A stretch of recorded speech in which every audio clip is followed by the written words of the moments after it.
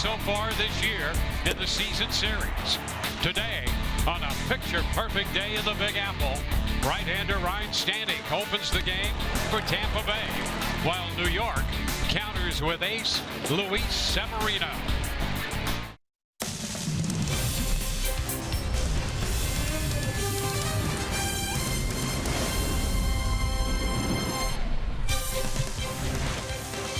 On an absolutely gorgeous day in New York, we will welcome you to Yankee Stadium in the Bronx. 82 degrees under a high blue sky for Game 3 of the series between the Rays and the New York Yankees.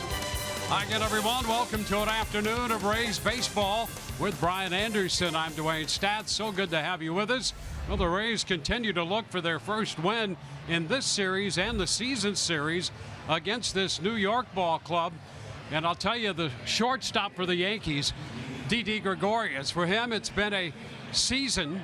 Actually, it's been 3 separate seasons. He got off to a great start, then found himself in the doldrums. He's hitting again, and last night had 3 hits, including a home run against the Rays. And as luck would have it, the Rays, of course, miss him in the month of May where he really struggled. But they got him in April when he was red hot. And I'll tell you what, he went right to work on this Tampa Bay Rays staff, and he's handling everything right now. You see the fastball from Archer, handled the breaking ball from Evaldi last night, and overall 3 games against the Rays, 7 out of 12, 4 extra base hits, 3 of them have left the yard. There's the curveball we're talking about, and 9 runs driven in. Just another very dangerous bat in this very formidable Yankee lineup. And the pitching matchup this afternoon, Luis Severino has emerged as the ace of this New York rotation, and Ryan Standing will be the opener. He's had a good month of June for the Rays. Yeah, he really has. I mean, you look at the month for him. This will be his 3rd time that he's going to open up a game. He's already appeared in 5 games in different roles, but Ryan Standing has gotten it done. He's held the opposition to an .091 batting average, just 2 hits given up in 6 2/3 innings to go along with 10 strikeouts, and a big reason why is the slider and the split have been more consistent. Those are the pitches that he's been working on. They've been coming along, and as they do that, he teams it up with the mid to upper 90s fastball. He can be very dangerous, and the Rays hope that he gets off to a quick one, because on the other side is Luis Severino, and against the Rays in his career, 7 career starts. Look at the record, 5-1, the ERA 3.29, opponent's average of 2.53. He's already beaten them once this year, earlier in April, pitching into the 8th inning, giving up just 2 earned runs in that game. So the Rays offense has got to come alive early. Well, the Yankees sending Severino to the hill. They have the best winning percentage in the American League East, sitting atop the East ahead of Boston. The Rays continue to run 3rd. First pitch just moments away. The Rays and the Yankees coming up.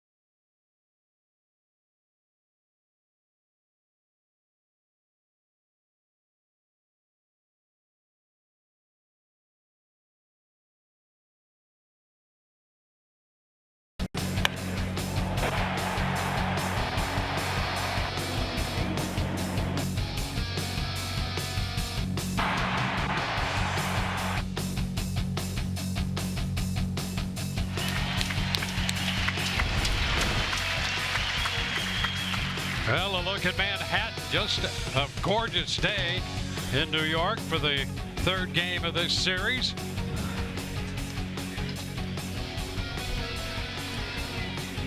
Rays come in looking for their first win in the season series against New York. They are 0-4 against the Yankees.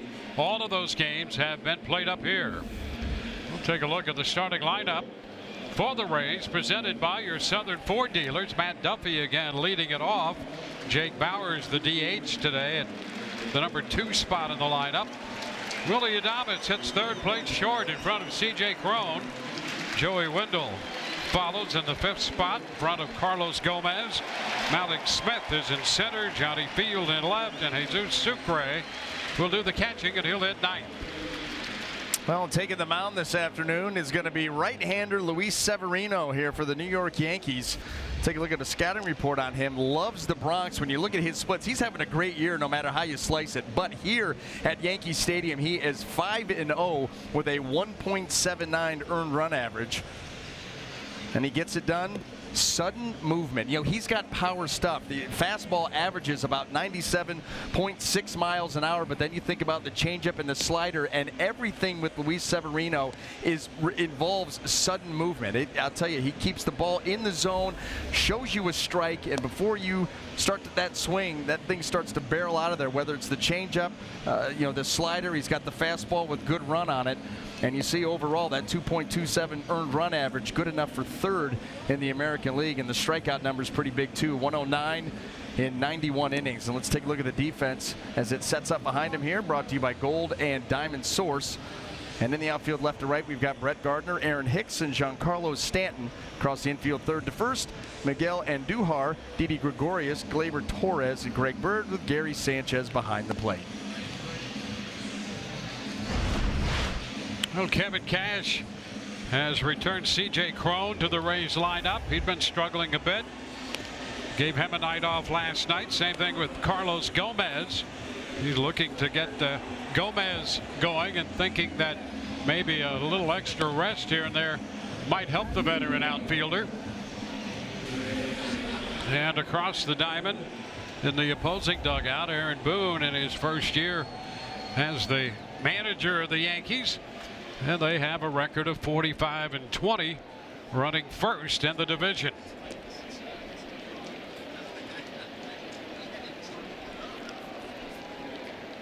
Well, Severino all set to go to work. And Matt Duffy settling into the batter's box. First pitch of this game, swung on and fouled straight back. And right from the get-go, 98 miles per hour on the opening fastball from Luis Severino. He wanted to outdo the guys from last night, starting off at 97. I'm going to start off at 98. There's strike 2, 99. How about that one on the second pitch? Well, Duffy, the majors' leading hitter against right-handed pitching at 367. And quickly down on 2 extraordinary fastballs. Little tap headed toward the plate, and the underhanded toss from Severino to Bird. 1 away. That was just an overpowering sequence. Not only has Matt Duffy been good against right-handed pitchers, he has been excellent against the fastball. And Severino sent a message right there. 2 of them away, 98, 99, and then way up and in, and jammed it.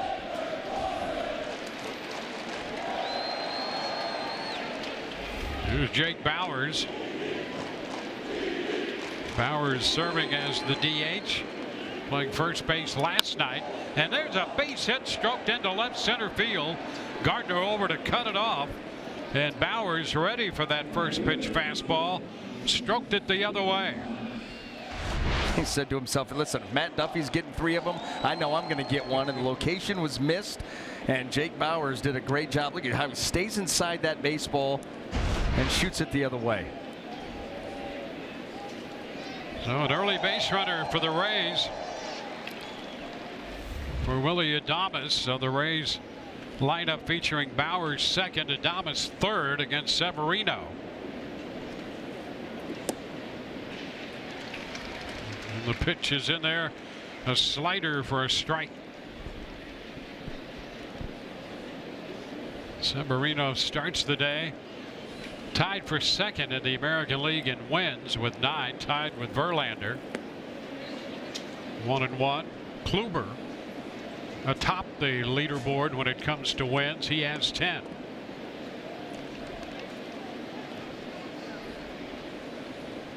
A 1-1 count to Adames. Willie on base 3 times last night with a hit and 2 walks. That foul ball is out of play, straight back. Well, you know what's interesting when you look at Kevin Cash's lineup? Not that the kids are playing in the game, but he is not trying to hide them at all. When you look at Bowers in the 2-hole, Adames in the 3-hole against Severino, these young kids, young prospects being challenged early. The foul ball right back. You're the top prospect that gets called up, and they slide you into the lineup. You know, the bottom third, get your feet wet, get you comfortable. No, these guys are going right to the head of the class against one of the best starting pitchers in Major League Baseball. And when you consider the velocity featured by Severino, a trial by fire to be sure. Now down and away, 2-2. I mean, that slider of his, that one just reached 90, 88 most of the time. That used to be a pretty good fastball. Yes, it did. Kind of velocity. Yes, it did, Dwayne. 2-2. Now we go to ball 3. Got the back foot out of the way, and it's 3-2. It's humbling. It's humbling to see a guy out there just rip over a slider, and you're like, man, I used to really try to let it go with that velocity. Well, we touched on that a little bit last night, how the uptick in velocity over the last decade has been amazing. Bowers back at it first. Guys are getting, bigger and stronger. Deliveries are getting streamlined. Throwing programs are getting more advanced. Well, the question is, can the quickness, there's a runner breaking on the 3-2, swing and a miss, and the throw down not in time. Stolen base for Bowers. That'll be his first steal in the big leagues. He thought he had one on the homestand, and then it was later revealed a balk had been called, allowing him to go to second. That negated that steal.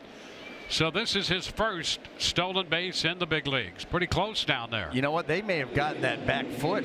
They may have gotten his back foot before the left one came down on the bag. Yeah, they want to take a look at it.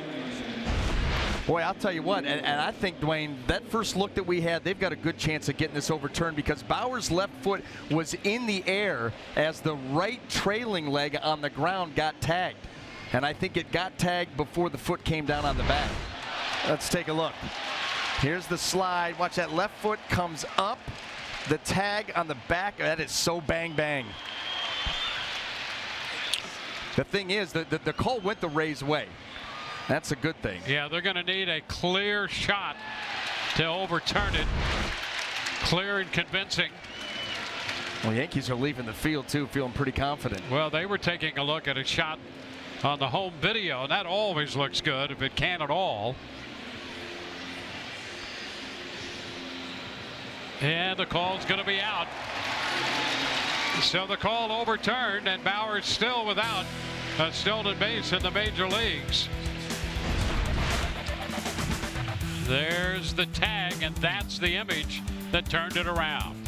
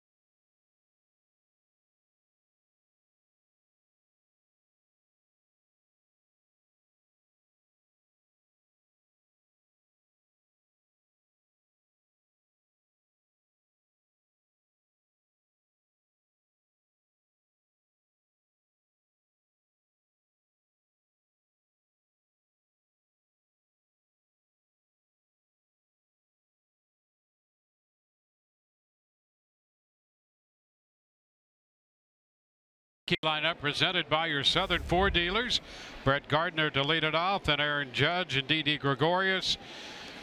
Stanton down the middle, followed by Sanchez and Bird, Hicks and Duhar and Torres rounding out the lineup against Ryan Stanek. 15th appearance for the hard-throwing right-hander. 5th time he's opened a game, and the pitch is upstairs. Gardner hitting .262 to start the day. Well, we highlighted him in the open and how well he's thrown the ball in June in a number of different roles. Big fastball, slider, split.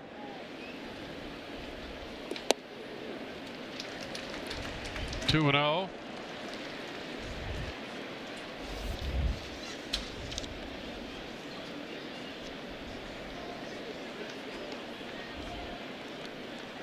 Stanek with a win and a loss this year, and a .276 earned run average.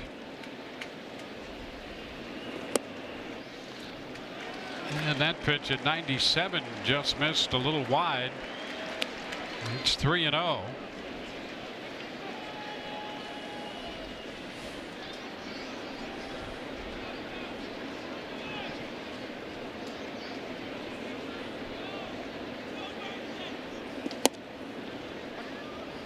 Three and one.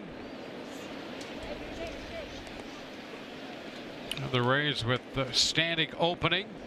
We figured to see Ryan Yarbrough to cover the bulk of the innings in this game. And you really, when you look at this Yankee lineup, you'd be shocked if he made it past Gary Sanchez. Ground ball picked up there by Adames. One away. Well, you'll take that. Tough start there, 3-0, but he comes back and retires Gardner. One up, one down. Let's look at the rest of the Rays defense, brought to you by Golden Diamond Source. In the outfield, left to right, Johnny Field, Malik Smith, and Carlos Gomez. Across that infield, third to first, Matt Duffy, Willie Adames, Joey Wendell, and C.J. Cron. Jesus Sucre will be behind the plate. Stanek in his now 16 2/3 innings has given up 8 hits, 2 home runs, and they have been by 2 legitimate power hitters, Manny Machado and Mike Trout. Facing a big power guy here, just a big guy in general, Aaron Judge. 18 home runs for the year, hitting .279.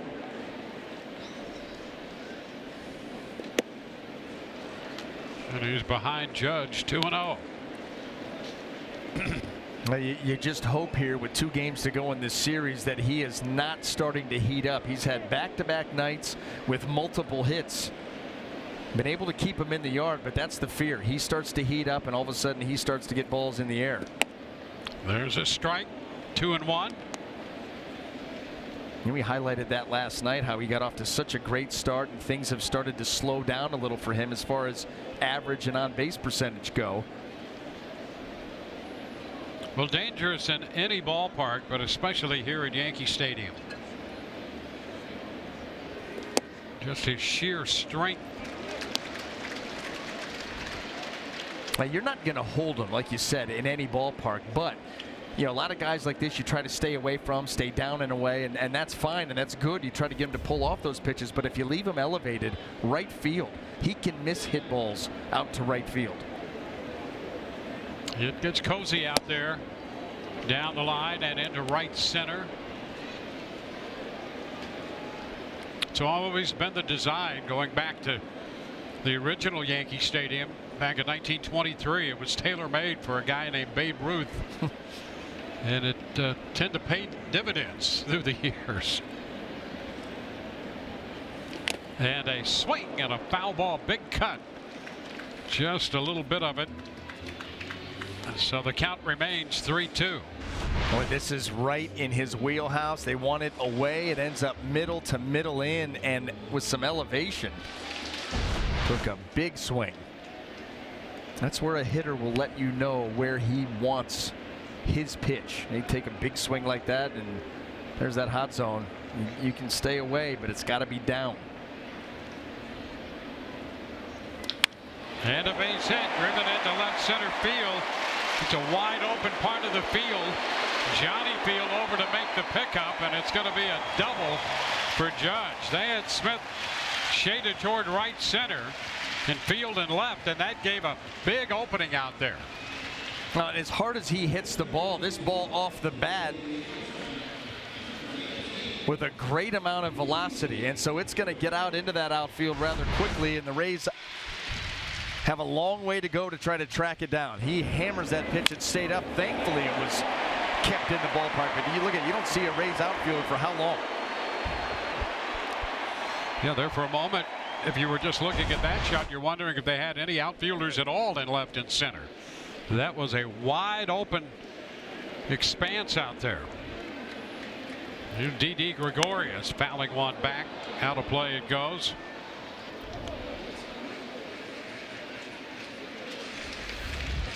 Gregorius belting his 14th home run last night.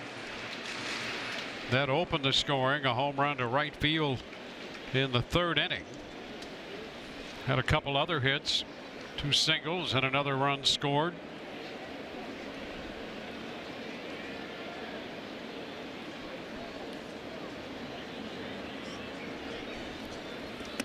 Way up, 99 on that one. Well, here's a look last night at Gregorius, and you can see Valdi's response. He knew that was a bad pitch, and Gregorius took advantage of that curveball left up. A lot of times too, when the pitch is leaving your hand, you have a bad feeling about it, especially when it's off speed. Yep. You know, I mean, that ball rolls off your fingers and you realize I didn't get down and over the top of that or through that particular pitch, whatever it is. I didn't execute it out front like I needed to. Uh-oh. That's what happened.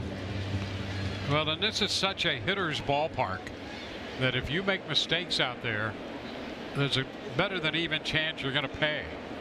You can pitch to this park, but you've got to have command and a good game plan.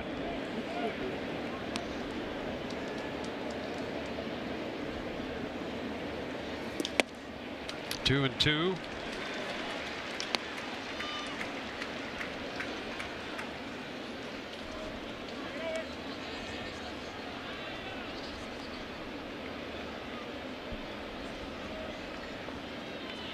Bottom of the 1st, Yankees have a threat.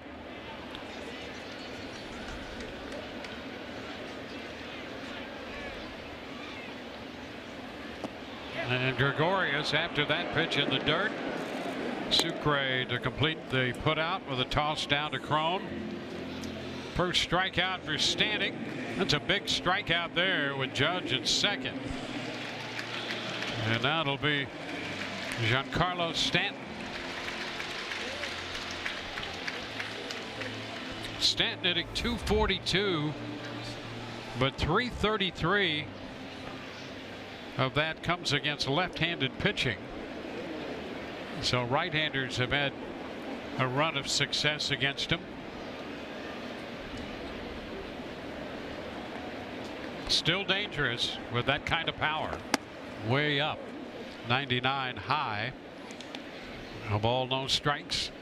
Well, you see how closed off he is in his stance, and a lot of times, you know, that really invites the fastball in. Now the fastball in has to be at his hands, but it'd be tough for him to clear those hips and get to that pitch, and then anything down and away, especially if it's moving away from him. Good sliders like that. You see how he pulled off of that. You know, you would think being that closed that he's going to dive out over the plate and be able to handle the pitches away. But watch how he still is pulling off that, even being that closed. So I'll tell you, his margin for error to be able to hit a ball hard right now is very slim. There are a lot of holes, and pitchers have been able to exploit them. But it goes back to what you're talking about. He can have the holes. You can have the right idea how to get to those holes, but you have to execute the pitch.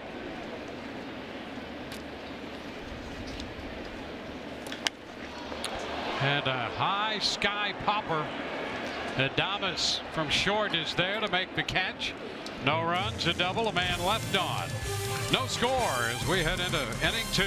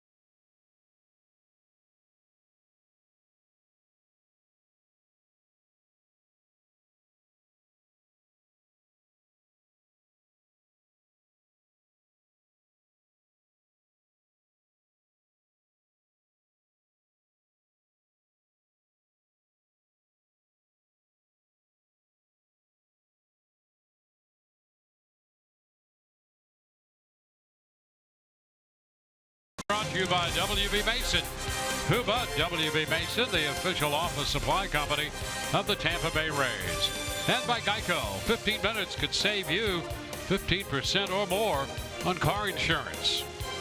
Lower Manhattan and the old Flatiron building there. We go to the second in the Bronx. That first pitch at 97 low to C.J. Cron. A ball, no strikes. Cron, Wendell, and Gomez. 1-1. Well, Cron 0 for 12, 3 for his last 35. Those hits home runs. So 15 home runs to go with the 247 average. 2-1. Cron 1 of 3 in his career against Severino. Takes that one a little close. That's close at 99. That can be unsettling. Extremely. And you know, for C.J. Cron, he invites that pitch because that's where guys like to attack him. He likes the ball down and out over the plate. And there's ball 4. The Rays get a base runner to open the inning.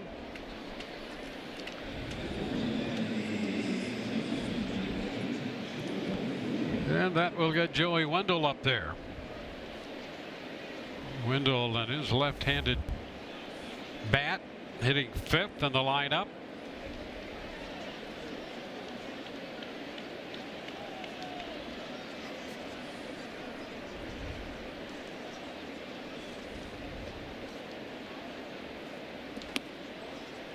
He takes a strike. 272 on the year for Wendell.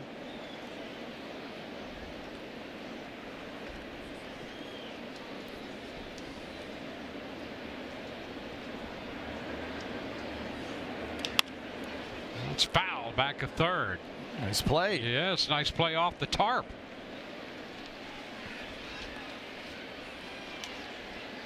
I'm not quite sure what kind of hop you're going to get off that top on that carom, but he played it well.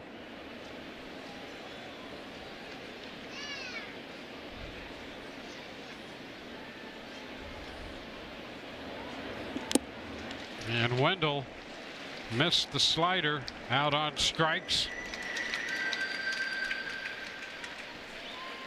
First out of the second inning, and strikeout number 2 posted by Severino. He came into this game 6th in the American League in strikeouts. Well, here's that slider. Boy, it's there, and then the swing starts, and it starts to dive bomb right out of that tunnel that it's coming down. He's got a nasty slider, and it's got a lot of break to it, and it's very, very late.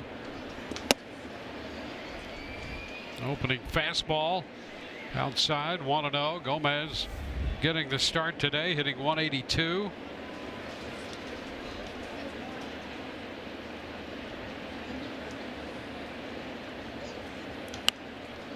And the pitch is fouled back. Gomez, as we mentioned numerous times, he gives you a full-out effort. He's very aggressive in everything he does about the game, and the opposition sometimes uses that against him. A lot of off speed. Now he puts down the bunt, a pretty good one. There will be no play on that one as Gomez bunts his way aboard, moving Cron up to second. Well, and you know, that's one of those plays where he's capable of doing that, but nobody is ever expecting it. He takes such big swings at the plate that everybody gets sucked into thinking he wants to drive the ball, and about that time he does this, and that was perfect. Well, against a guy the likes of Severino, you sometimes have to be a little innovative to put together an inning, and the Rays trying to do that.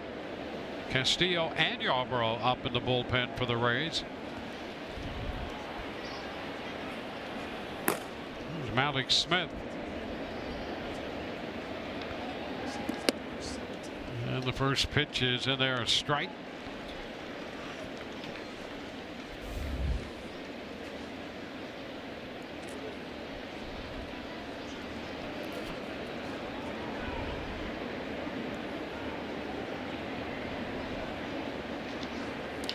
Alex, a little tapper. Severino goes to second out there. First base, out the call. Close play at first, but they get the double play.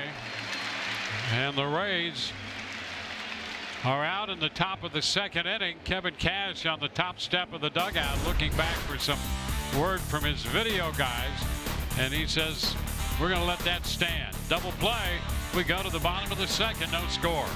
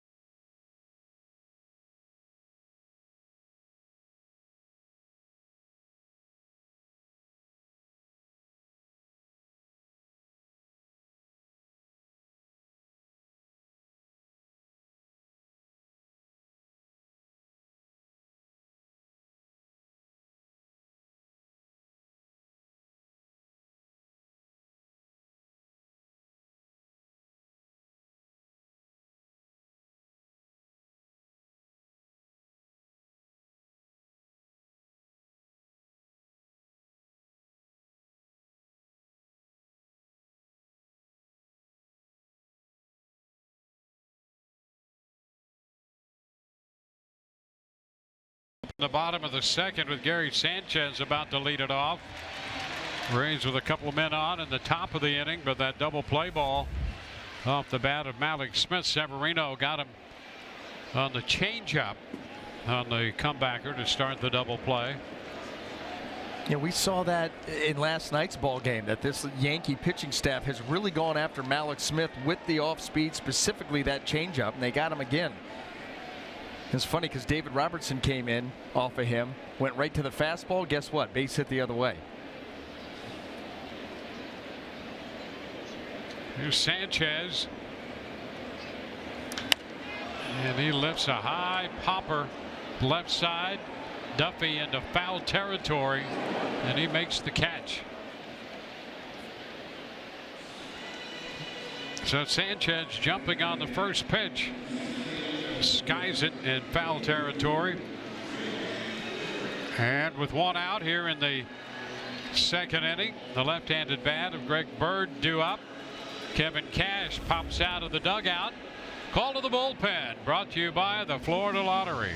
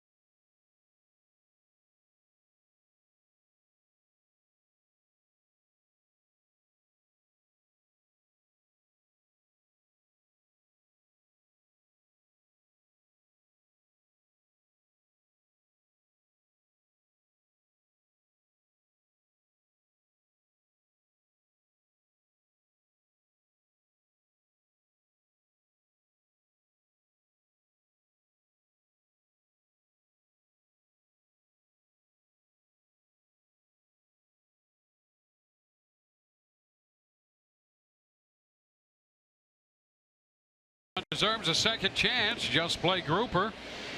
Enter your lucky money ticket online and you're registered for the $400,000 Super Grouper second chance promotion. The Florida Lottery. It's your ticket. Must be 18 or older to play. Play responsibly. Well, we figured to see Ryan Yarborough, and he'll be out there replacing Stanek after an inning and a third. One hit, one strikeout posted by Stanek. And Yarborough comes in to face Bird. Yarborough has appeared now. This is his 16th game. He's made 4 starts. The record 5-2, the ERA 3.90. I'll tell you what, though, when you look at his splits, when he has come out of the bullpen, the number's actually better. He's 3-0 with a 3.27, 11 times coming out of the pen. Although he's obviously going to, as well as he pitches, going to eat up a lot of innings here for Kevin Cash, as long as he's effective. He's done a nice job for the Rays. Yeah, fewer hits allowed than innings pitched. The strikeout rate almost 1 per inning. Then now he faces the left-handed hitting first baseman Greg Bird. First pitch away. And a pretty good distribution with his pitches. Very good. 2-0. Now he'll traditional fastball, cutter, and a slider and a changeup. He promptly falls behind Bird. He works quickly. He does a nice job overall of keeping the ball down. And that is very, very important for him because he's not overpowering. So keep the ball down, miss the barrel of the bat. That's the goal. And he misses the strike zone on his first 4 pitches and issues a walk to the left-handed hitter. Yarborough getting his first look at the New York Yankees and pitching Greg Bird very, very carefully there.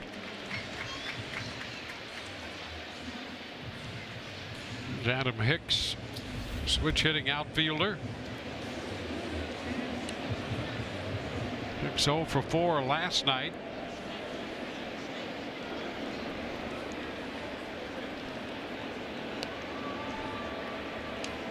His last at bat last night was against the lefty Venters. 0 for 3 from the left side, 0 for 1 from the right side last night. And there's another pitch out of the zone. 5 straight misses here by Yarborough.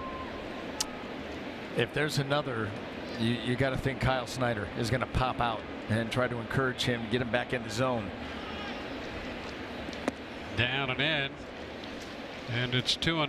Well, Snyder on the second step of the dugout. Moving up. Yeah, he's in the blocks. He has come up 2 steps the last 2 pitches. Well, you just want to encourage him to challenge these guys. Don't be in awe of the ballpark or the lineup. Your stuff will play. Get it to good spots, you'll get outs. Line drive, base hit. Bird to second. Hicks has a single. Well, you throw 4 straight pitches and fall behind the hitter 2-0. That gives that hitter a decided advantage. It sure does, because what it does, Dwayne, is, well, what's he going to do to try to get strike 1? A hitter says he's going to be a fastball down and away. That wasn't a bad pitch by Yarborough, but because Aaron Hicks is looking for that pitch probably in that spot, he's able to get to it.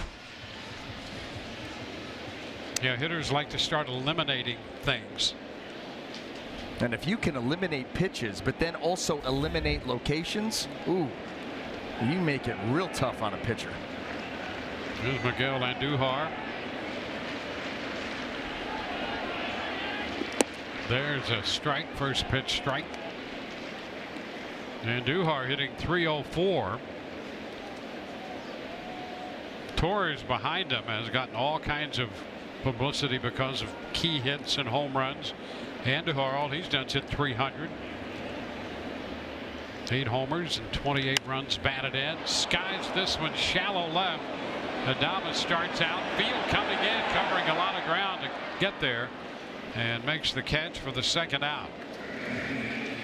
You know, we talk about hitters a lot, you know, staying inside the baseball, and right there Andujar got around that breaking ball. That was a hanger there by Ryan Yarbrough, right out over the plate, but he got out and around it. Missed his chance to drive it. You see how long and big that swing got, and he knew it. Had one to hit. Gleyber Torres, 289 for the year, 310 against lefties. And he takes a big cut, strike one. You're trying to lift that one out. Well, and that's the thing. You know, he has said through this, you know, torrid stretch of 13 home runs here in his first 45, 46 games, I've not been trying to hit home runs. I'm just trying to hit the ball hard. It's starting to look like he's trying to hit home runs. And guess what? That's when they'll dry up on you. You go away from the things that made you successful. You get a little bit too big with the swing. 1-1. Well, that's what was so impressive the other night as we take a look at the company he's in right now. J.D. Martinez since the 4th of May, 16, and then Torres along with Chris Davis, and Evan Gattis is just red hot. 1-1 the count, and the pitch is down. We're talking about not trying to hit home runs. That's what was so impressive about Jake Bauers when he hit his first big league home runs. He said, you're just trying to go up the middle, trying to hit the ball hard. And if you pull one out, better yet. Yep.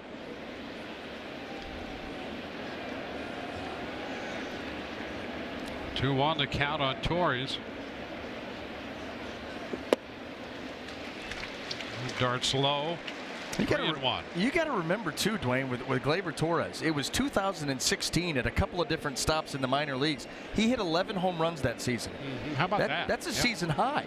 He's already got 13 here in the big leagues. Just over a month and a half. Ground ball off the glove of Duffy up the left field line, chased by Adames. Bird's going to score. Hicks goes to third. Torres into second. And New York takes a 1-0 lead.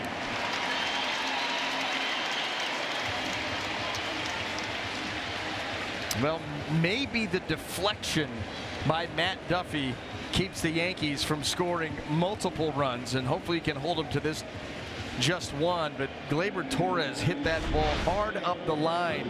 Here's the dive off the glove, kicks it up into the air and keeps it from getting down into the corner.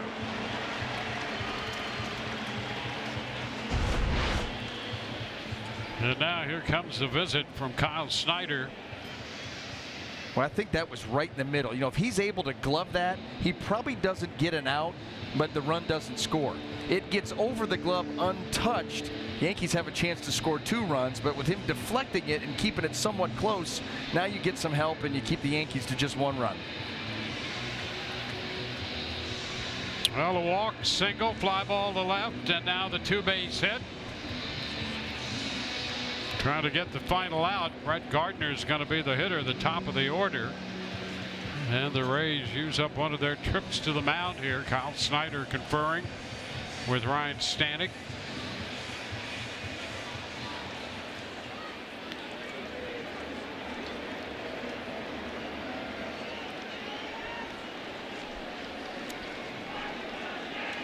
Gardner came into the game hitting .262.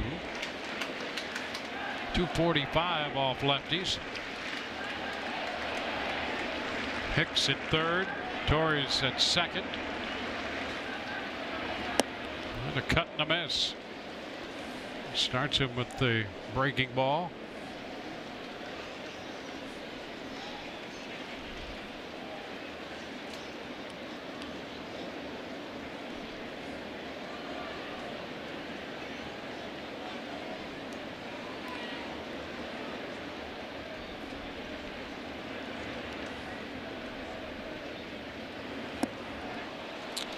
Stays right there with it.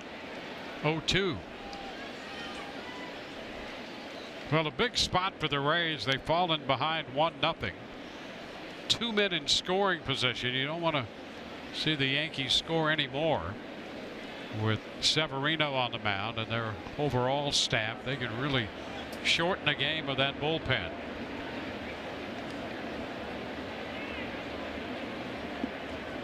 Takes this breaking ball a little bit more off the plate.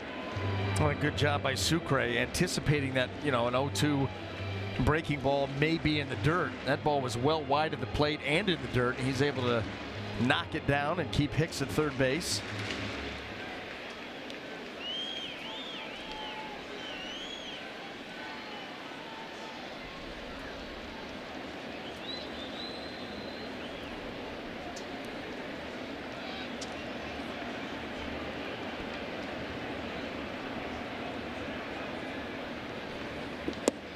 And he takes a shot out there, taken for ball 2.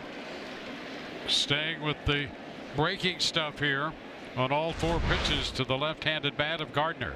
How close is that? I think actually a really good take by Gardner, certainly enticing.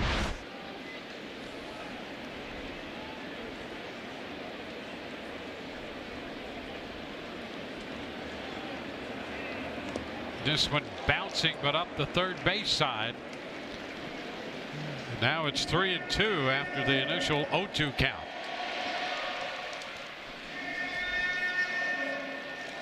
Hicks, good speed at third. Torres at second. 2 gone, a full count. Judge is on deck.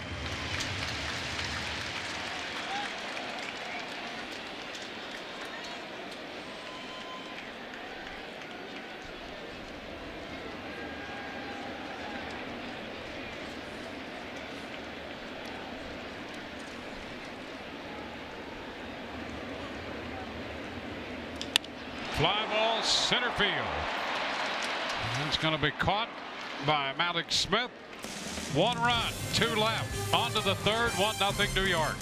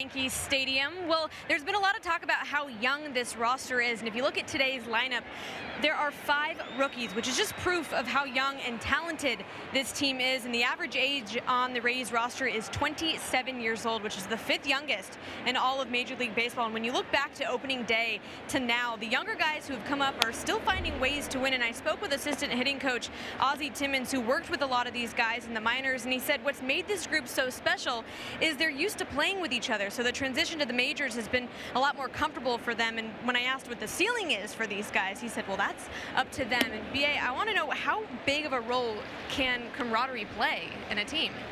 Oh, I think it plays a huge role. I mean, I really think that's one of the things that's been hard to quantify. So maybe it hasn't always been given its proper placement in the game today, where everything is based upon numbers and algorithms and analytics and metrics, but there is a certain camaraderie where guys, have each other's back, playing hard for each other, uplift each other, comfort each other. I mean, these seasons can be long and difficult, and I think that plays a huge role, maybe behind the scenes, but it's important. Well, the Rays have had 15 different rookies play in the major leagues this year. Well, think about that. 15 different rookies, 8 or 9 of them are on the roster now, and so each one of those guys understands what the other is going through, and there's a lot of help to be had. You've got 4 or 5 of them in the pitching staff and 4 or 5 position players, bounce things off of each other, communicate. 5 in the lineup last night, 4 in the lineup today. The wave and a miss, and Johnny Field is out on strikes.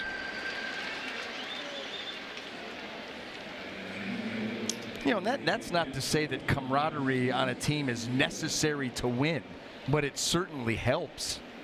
There's some teams. What was the team, Dwayne, where they talked about 25 players, 25 cabs after the game? Yeah, it tends to be, I think, if you have a veteran club, particularly if you have a veteran club and it's not working out, that's when you have 25 players and 25 cabs. Yes. Everybody goes their separate way.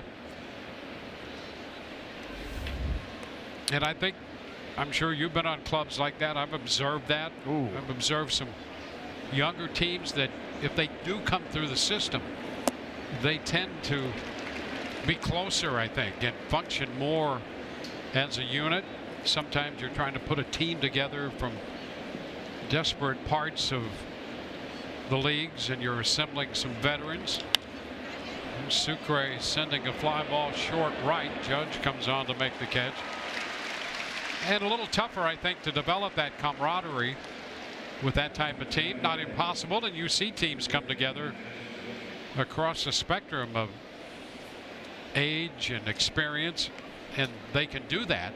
But I think it's a lot easier in this case if you have young players who feel as if they're all in that same boat together, trying to establish something at the big league level. You let them come through the system together, they grow together. The big leagues, I mean, it's still about being able to go out there and compete and get a job done. But some of those teams that when I came up, first team I ever played on, it was a California Angel team that had a lot of veterans on it and had way underperformed. And so then I get called to the big leagues the same year that I'm drafted. And let me tell you, I walked into a buzzsaw. I was not made to feel very welcome at all. It was brutal. And that used to be, not that it is today, but that used to be the rule more than the exception for a long time in the game. Oh, there was a hazing. Yeah. It was such a big part of the game. And you know what? There's some good-natured hazing that's fun. Yep. And then there's the hazing that I got to experience. Yes, that's not. That made me, you fulfill a dream to get to the big leagues, and you can't wait for the season to end. Down to first, Bird's going to make the play, unassisted, beating Duffy in. A 1-2-3 inning for Severino, and we head to the bottom of the third. It's 1-0 New York.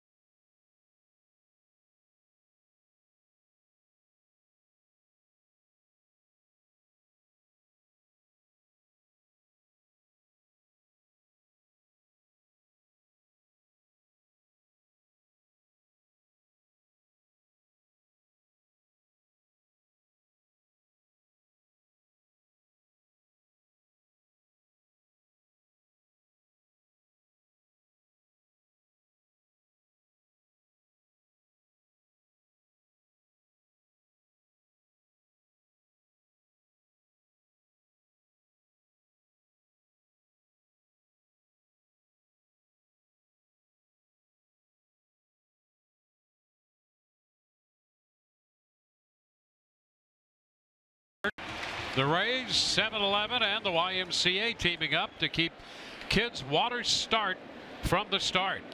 The Y offers a variety of water safety programs that teach swimming and fundamental skills for children and adults. For more information, visit raysbaseball.com/watersmart. Aaron Judge up there leading off. 1 ball, no strikes. Judge, Gregorius, and Stanton. Pitch bounced foul off the front of the dugout. Yarbrough came in after Stanek worked an inning and a third. Ryan Yarbrough charged with a run in the second inning when he walked the first man he faced, Greg Bird, and Bird scored. Torres drove him in. Now the pitch outside, 2-1.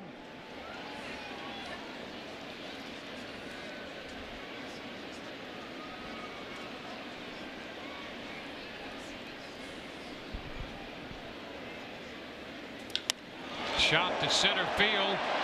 Malik Smith in front of the wall, and it's over his head. He had trouble with that when it appeared from the outset. Gomez over to make the pickup and a one-off throw to third. That ball catchable, and he got away from Malik Smith in center. Yeah, Aaron Judge, first of all, hit that ball extremely hard on a line to straightaway center field, and Malik Smith got turned 2 or 3 different ways.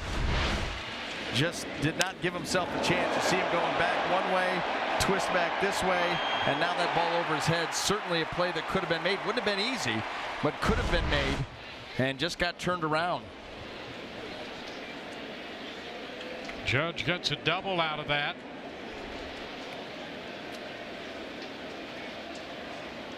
.109.2 off the bat. You hit it that hard, and that makes it even more difficult. Here's Gregorius shortening on the bat, taking the pitch for a strike. But I'm sure if you talk to Malik Smith, he thinks he should have caught that ball.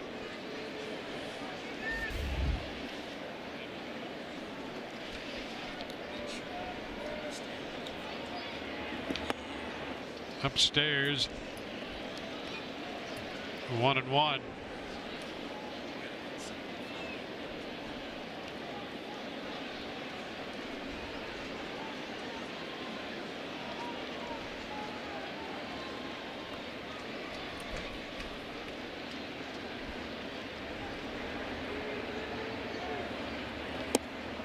A ball, 2 strikes.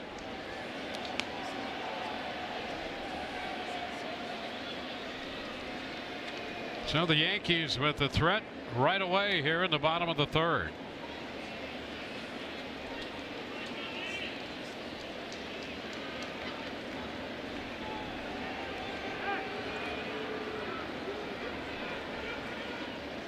Gregorius getting time.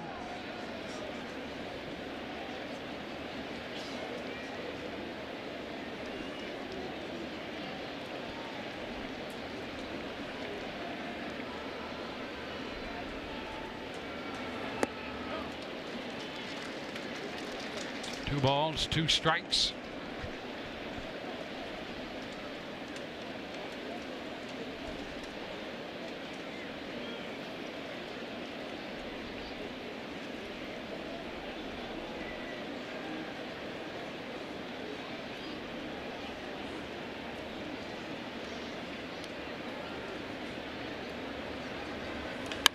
Ground ball outside. That's going to be a base hit. Judge will be waved home. The throw by Fields comes through, and into second base goes Gregorius. So the Rays allow Gregorius to move into scoring position. It's 2-0. And now Gregorius is at second base on the single to left. There was nobody there. You know, first of all, 2 things here. Gregorius, a great job of shortening the swing on the fastball. Look how he just goes out there and just smacks that ball into left field. Boy, just so short and quick. Doesn't try to do too much, and then Johnny Field comes up, and there's nobody there. I think he was expecting Willie Adames to turn around and act as a cutoff man, but he threw that ball into the infield to nobody, and that allows Gregorius to walk into second base. Now Stanton Boy, those are the little things, the sloppy plays defensively that have driven Kevin Cash crazy. Rays cannot afford mistakes like that. Yeah, they've made a couple here without an error on the board, but they've made a couple mistakes, and the Yankees have a run. 1-1 now to Stanton.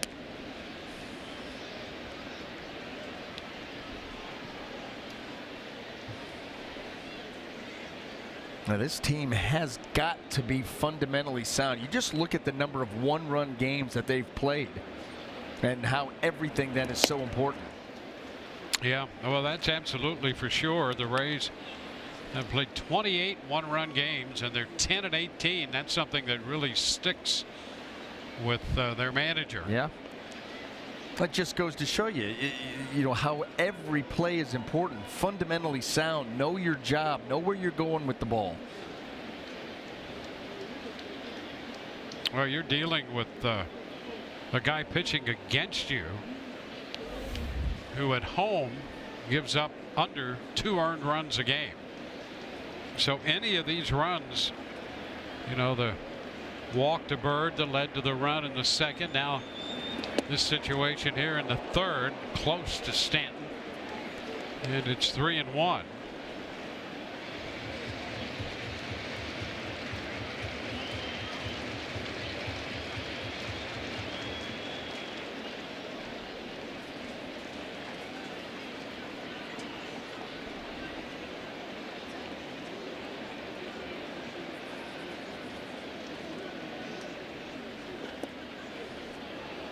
Full count.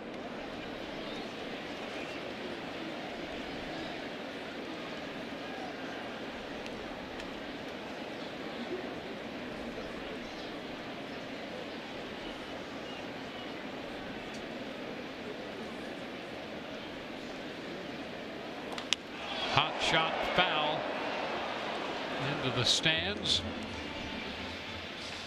And another 3-2 pitch will be coming.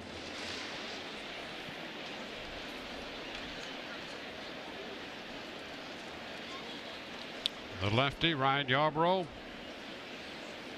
26 years old, out of Old Dominion.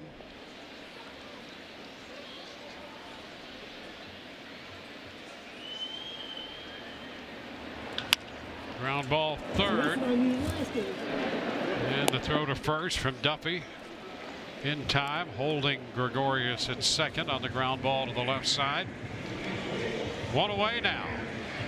Well, there's one big out, trying to limit the damage. Here's Sanchez.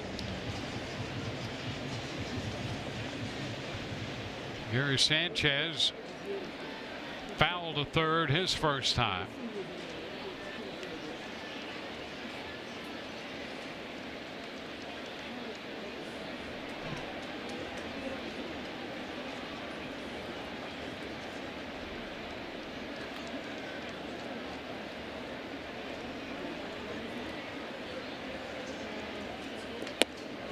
Up and away. Sanchez has struggled recently, although he had the double last night that drove in 3.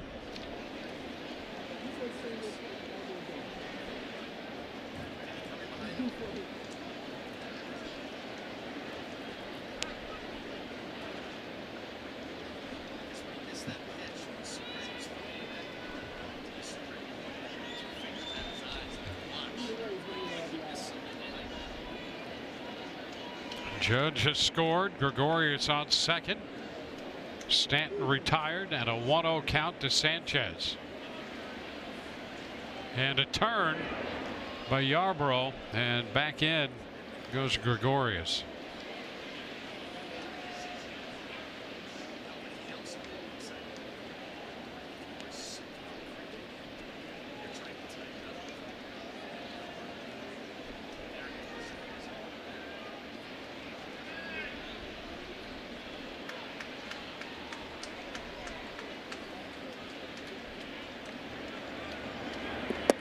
That's a strike. The bottom of the zone. 1-1. You know, the Rays trying to keep an eye on Gregorius back there. You know, Ryan Yarbrough has given up 6 stolen bases in 6 attempts. If you were going to try to steal third, this would be the time that you would try and do it. And with the Rays back, you know, their infielders are all the way back, and Gregorius is trying to stay moving out there and get a walking lead.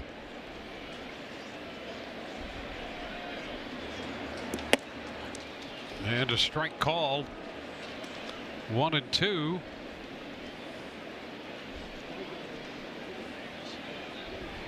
You've already seen Yarbrough try an inside move to maybe catch Gregorius leaning or going.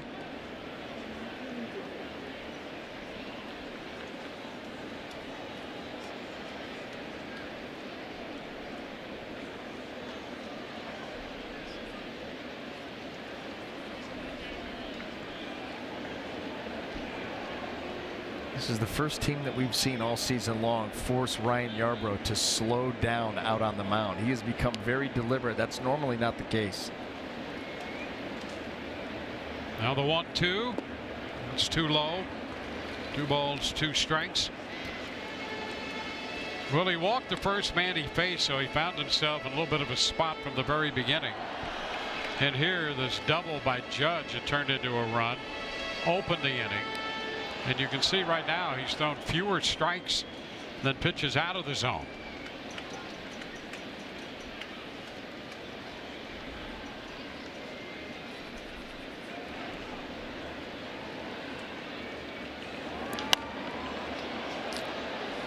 Sanchez fountains it out of play.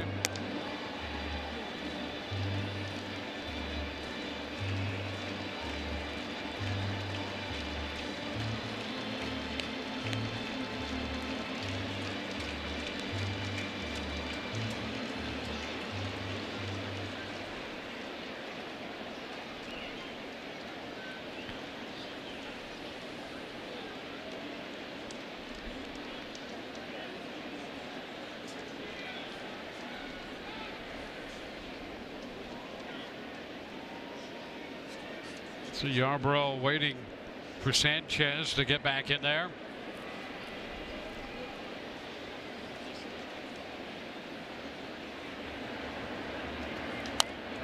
Another foul ball on a pitch located down and in.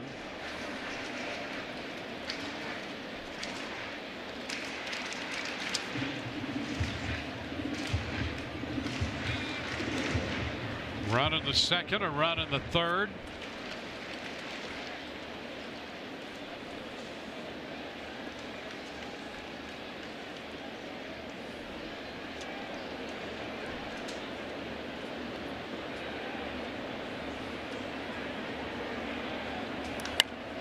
He skies this one to the left side. Close to the dugout, but it's going to be out of play. You can see Duffy shading his eyes, but that ball fell beyond his reach, well out of play. And the count holds at 2-2.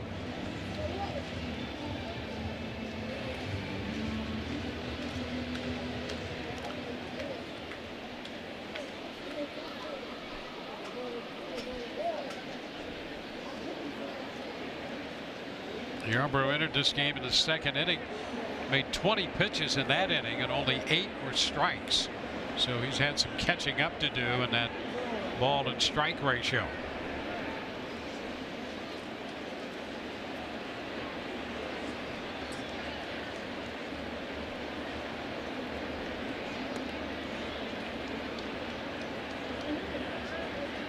And he has Sanchez out in front, strikes him out. First strikeout for Yarbrough on the second out of the inning. Boy, what an aggressive changeup by Ryan Yarbrough. Usually you don't use those 2 words together very often, but that's what that was. He really sold that as if it was going to be a fastball. At 83 miles an hour, had good finish to it. Got a big strikeout. Hopefully that helps continue to build the confidence. It's been a 24 pitch inning so far, and here's Bird, whom he walked the first time up. Too low, 1 ball, no strikes. And Ryan Yarbrough, clearly not completely comfortable yet. And all you need to do is you look at the ball and strike ratio.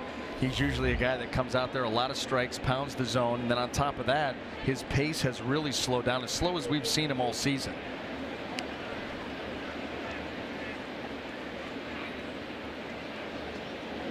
And a little turn and a look back on Gregorius. Well, you're hoping at that point to get him breaking, because there was nobody back there to cover. Joey Wendell plenty away from second base. You're just trying to get him to commit. In this defensive setup here, the Rays are forced to keep Matt Duffy. He's off the line, but close enough to get to third base if Gregorius goes. If he was pulled any closer towards shortstop or any deeper, Gregorius would walk into third. And we've seen teams do that. 2-0 pitch. And he fouls it. Pitch out over the plate. A little bit away. 2-1.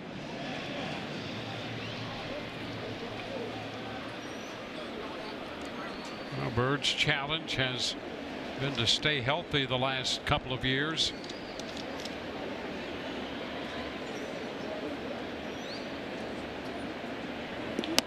Now strike, fastball on the outside edge. 2-2.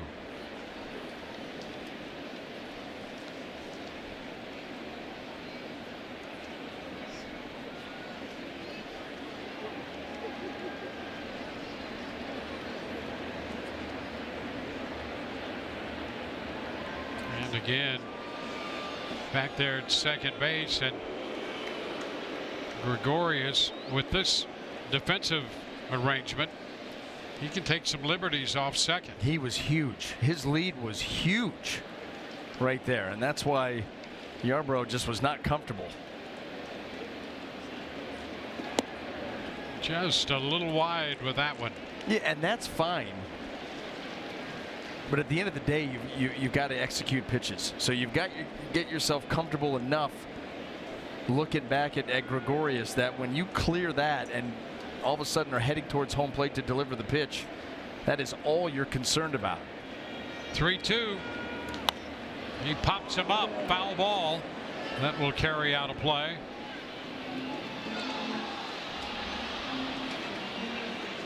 Especially at this point, in this full count, give a look back there at Gregorius, stare right into his eyes. Always found that worked with the base runners. If you're back there looking at him, there's one thing, but if you make eye contact with him, that'll stop him. And stop him and then deliver it towards home plate. And if it doesn't stop him when you make eye contact with him, then that guy's a little bit off, and you might want to put a move on. Something wrong. 3-2 is inside. He goes, and the throw down to third. He's in there safely. So Gregorius moves up on the walk.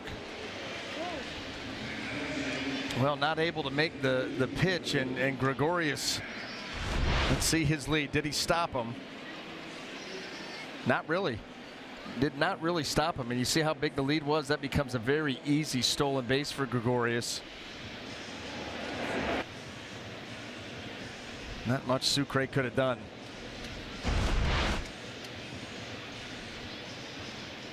So it's a steal of third. And the Rays. This is where replay's ridiculous. Yeah. This is really where it gets ridiculous. Just to see if for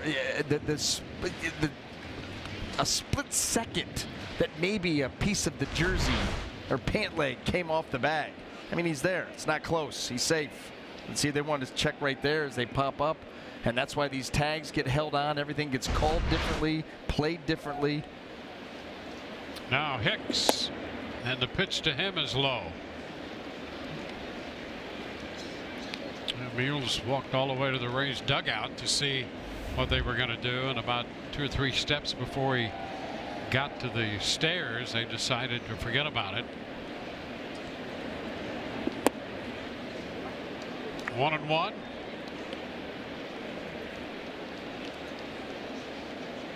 Gregorius with his 9th steal. Bird at first.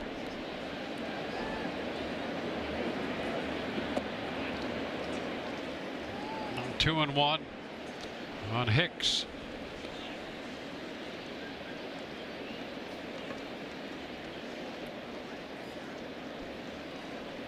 Aaron Hicks, the switch hitting center fielder.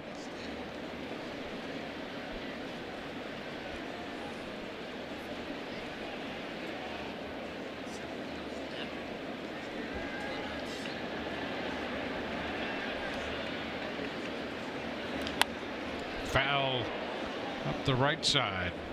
2-2. It has been a long bottom of the third. Started on the double by Judge. Gregorius got the base hit to score him. And since then, well, they've thrown the anchor out. Yes, they have. Yes, they have. Well, you know what? Maybe that we'll call Luis Severino to not maybe be as sharp in the top of the fourth inning, because he has had a long half inning to sit around. Now ball 3. Maybe he'll stiffen up. He could be napping at this point. Yeah, that's right. Well, a full count on Hicks. Well, they went 2-2 to Gregorius, 3-2 to Stanton. That long at bat for Sanchez. 3-2 to Bird. Now 3-2 to Aaron Hicks.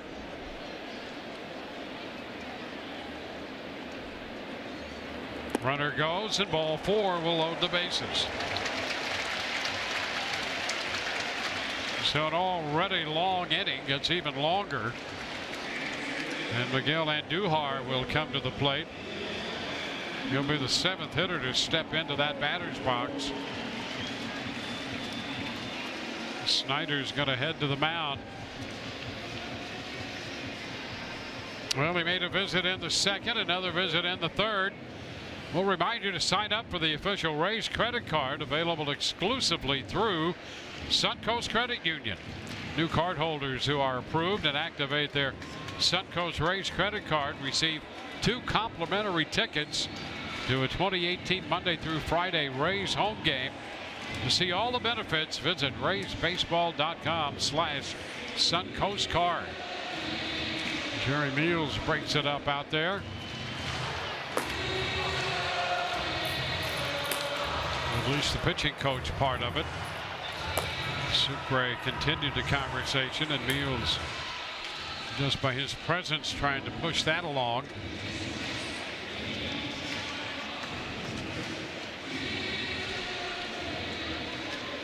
Miguel Andujar. Andujar with a fly ball to left in the second.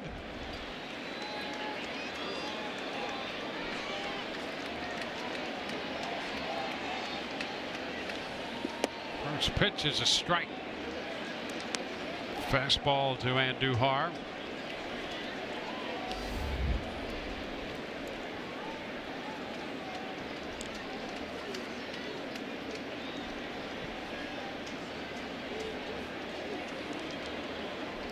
Long inning for Yarbrough. A lot of pitches, a little tapper foul.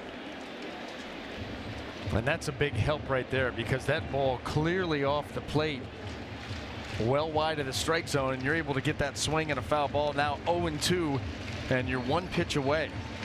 This has been a 39 pitch inning for Yarbrough.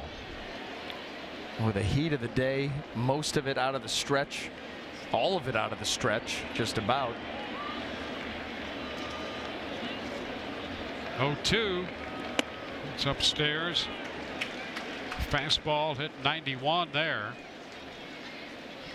And you got to remember too, if he's able to retire Andujar right here, the Rays still down just 2 runs. This lead by the Yankees feels a lot bigger. It feels like they've been on offense all afternoon. Well, here comes the 41st pitch of the 3rd inning, thrown by Yarbrough, and he got him. Well, he went fastball to get Andujar.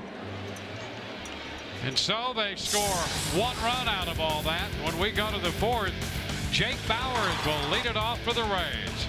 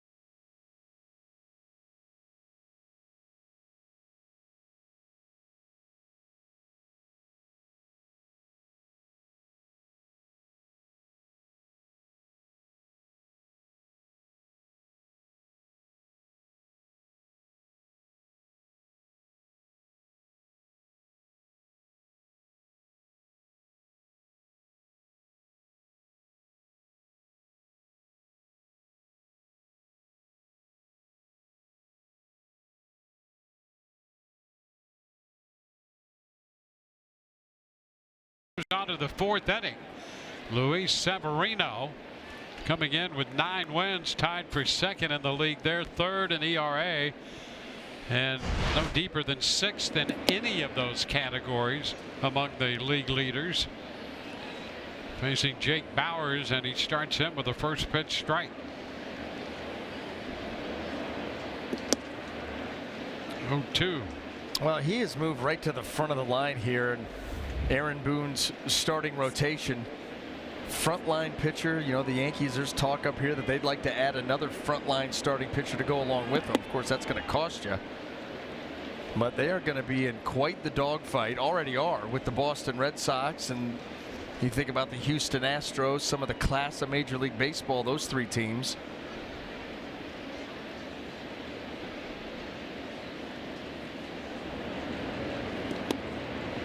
It's just missed. Fastball at 98 wide. 2-2.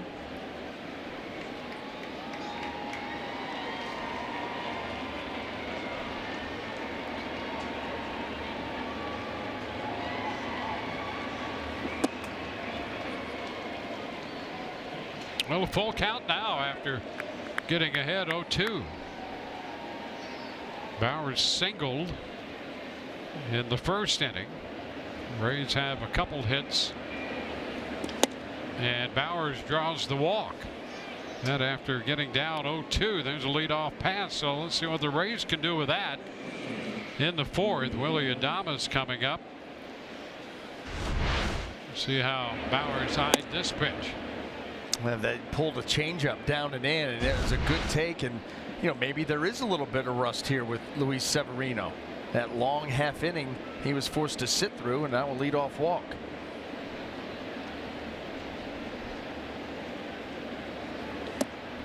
There's a ball. Well, you know one thing, the Yankees are not happy that out of all that they got 1 run. No doubt. I mean, that was an inning where they really could have opened the floodgates and started to run away from the Rays. And now you've got a starting pitcher out on the mound that cannot find the zone with any consistency. Yeah, when's the last time he's missed on 6 consecutive pitches? He averages just over 2 walks per 9 innings. A walk to Bowers, 2-0 to Adames.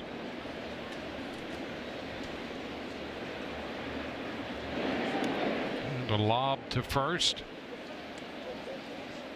Severino 6-1 against the Rays with a .277 earned run average.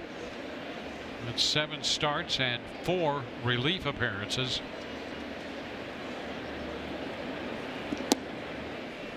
And now he finds the zone, 2-1.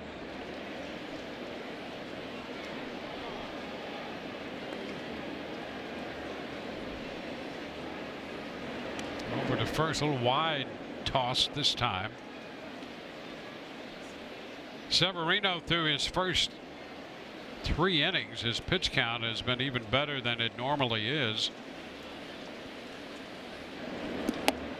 Comes back with a strike. It's 2-2. He made 11 first inning pitches, 13 in each of the second and third.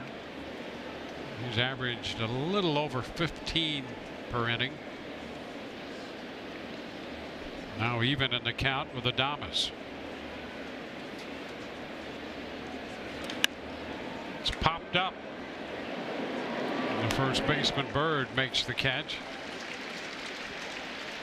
Well, the Yankees have Severino on the hill on the heels of getting an outstanding pitching performance from Jonathan Loaisiga last night. He became only the 7th Yankee pitcher since 1908 to record 5 scoreless innings in his first career game.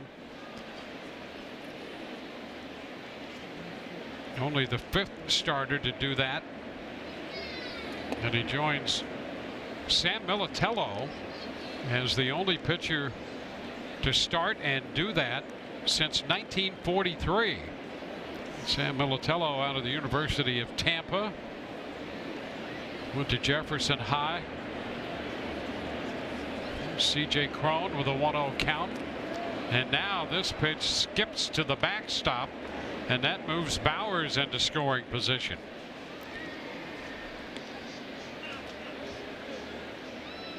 So with a walk, the Rays put a man aboard, and with that wild pitch skipping in, they move him into scoring position. Gary Sanchez, I don't know if he didn't have time or just didn't get himself into good blocking position. And that ball skidded right off the backhand attempt up and over and into the netting behind home plate.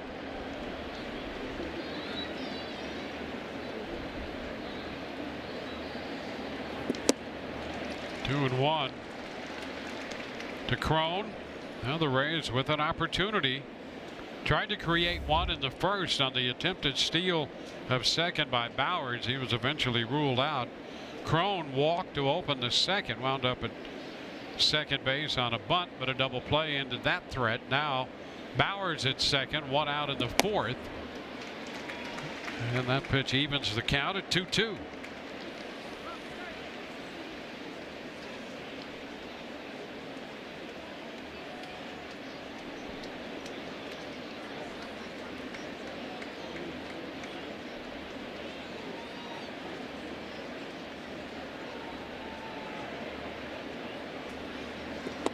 Oh, strike three call. That pitch hit 100. Do you get the feeling that Luis Severino in this uneven top of the fourth inning, he said enough. And after falling behind 2-0 to Crone, it was a steady diet of heaters culminating in that right there at a hundo. Well, two gone. It's going to be up to Joey Wendell if the Rays are to do anything with this opportunity.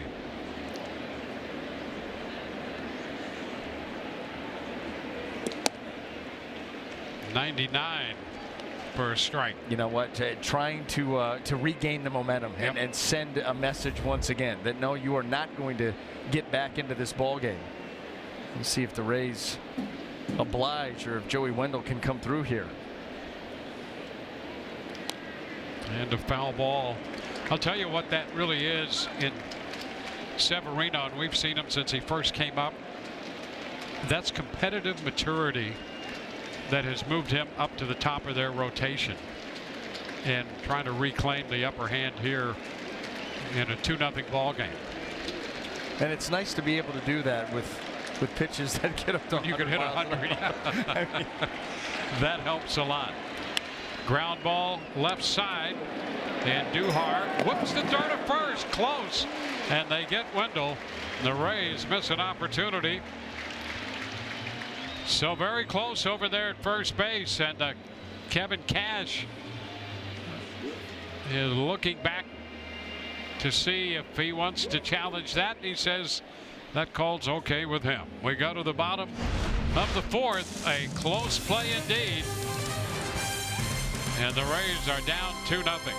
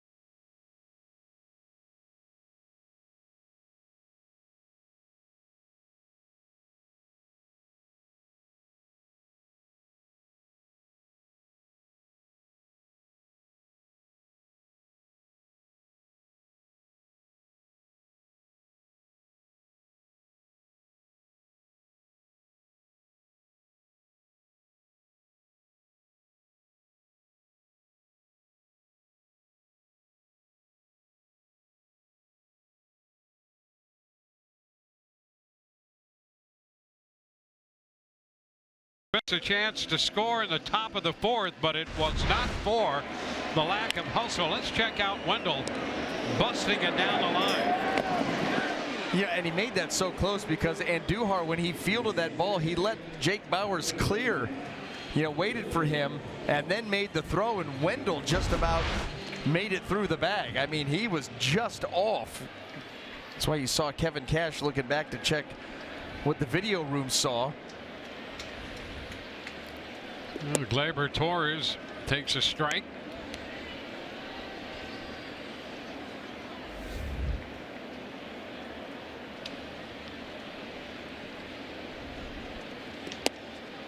A little wide there. It's 1-1. Well, Yarborough back out there after a long bottom of the third, a 41 pitch inning.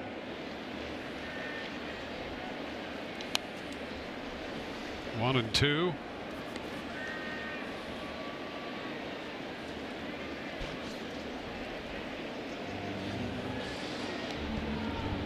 Yarborough charged with both runs. He's given up 4 hits. Yankees have 5 on the day. And he has Torres down on strikes, had him out in front. But really, really good changeup there by Yarborough, and he put it in a great spot. Down and away, and you see Torres trying to lengthen that swing to get out there to it, and can't. Start here to the 4th.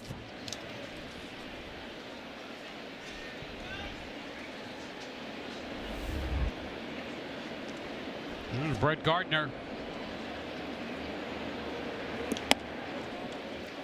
Which is a strike. Gardner 0 for 2.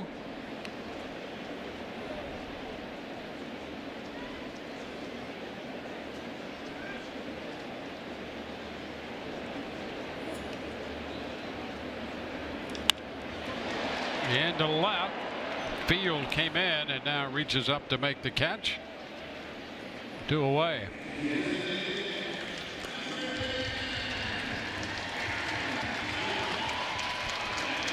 Now Aaron Judge.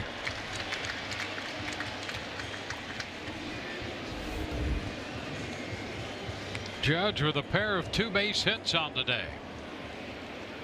With his average up to 285.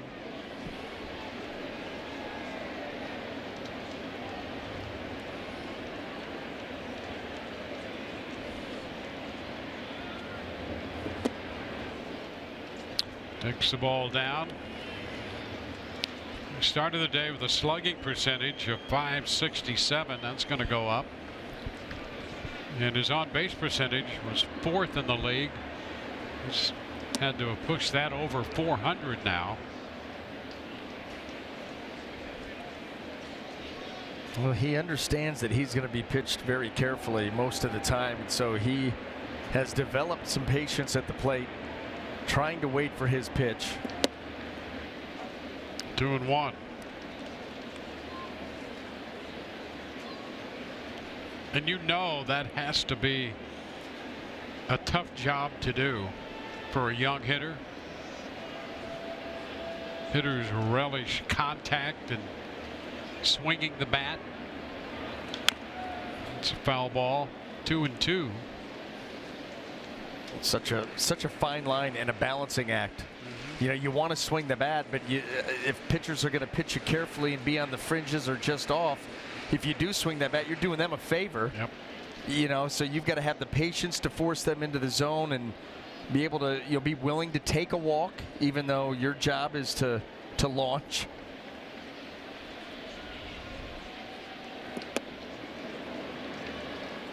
Full count.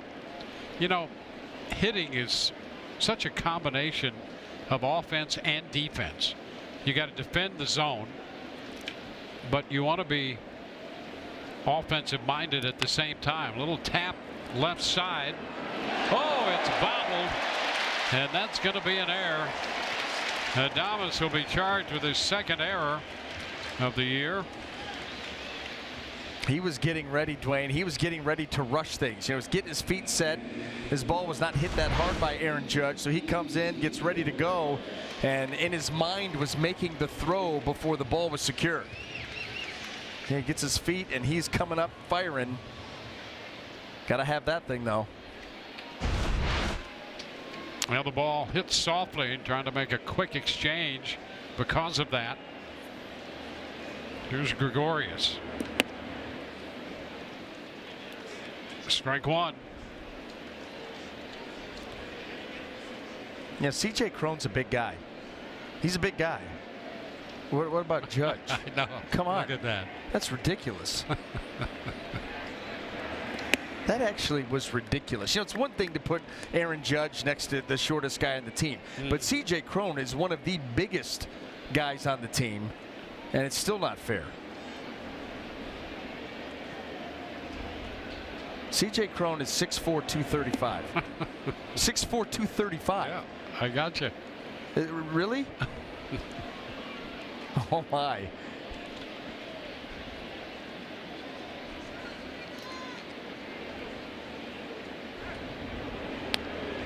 Even both of them down with their hands on their knees is kind of ridiculous. Yeah, Judge is taller than most people with his hands on his knees. 6'7", 282 pounds. Little popper out to short. Grabbed by Adames to retire the side. 4 extra pitches after the error. We go to the 5th. It's 2-0 New York.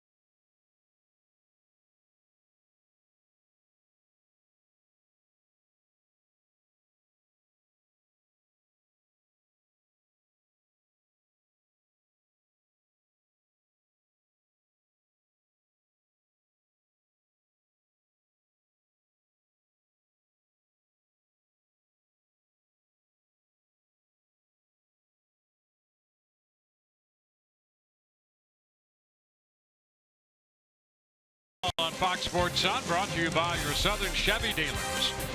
By El Dorado Furniture, a different kind of furniture store for over 50 years. And by your local Ford dealers. From Yankee Stadium, we move on to the 5th inning with Carlos Gomez taking a big cut at a 98-mile-per-hour fastball. Gomez, then Smith and Field.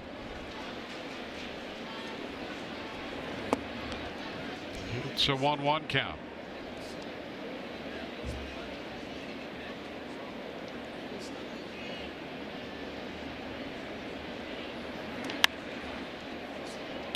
Out of play, 1 and 2. Bowers had a base hit in the first, the second hitter of the day. Gomez bunted his way on in the 2nd inning. That's the total of the Rays' hit production. High pop up. That's Sanchez shading his eyes. Severino comes in and grabs it from Sanchez. Boy, Severino coming down off the mound. I think he saw Sanchez guarding his eyes, trying to shield it from the sun, and Severino not taking any chances that Sanchez might have lost that one.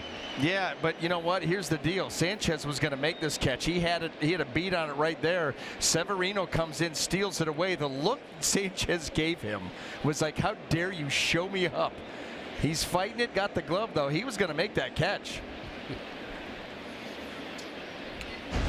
You know what? good. For every pop-up that they don't let the pitchers take, they call it off, they run him off the mound. Good for Severino. I thought we would go there. That is awesome. I thought we would go there. Take that, position players. Yeah, well, there's a little trouble in paradise there between pitcher-catcher for a moment, but he wasn't taking any chances. And from your perspective as a pitcher, good for you, you're celebrating. Yes.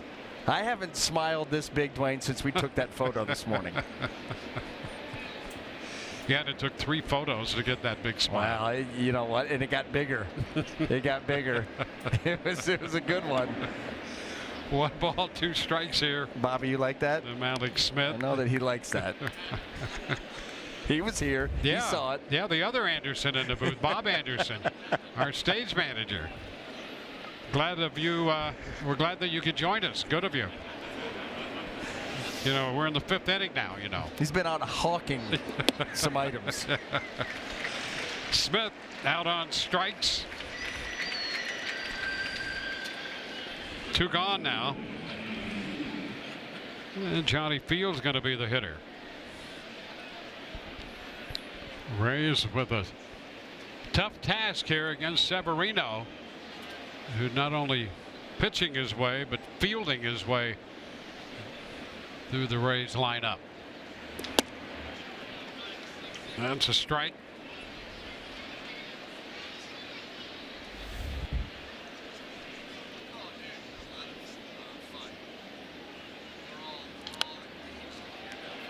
Oh, 2.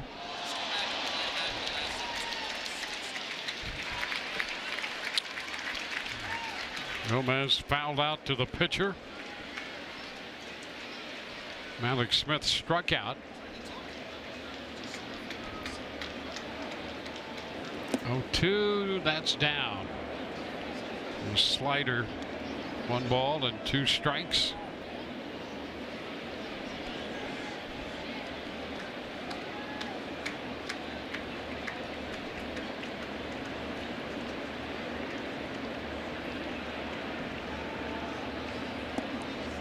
Two and 2.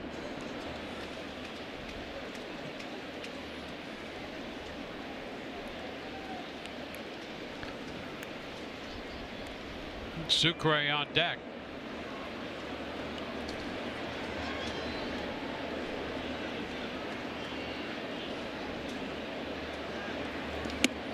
And that pitch up out of the zone. Field could not stop in time. He's out on strikes. Bottom of the 5th coming. 2-0 New York.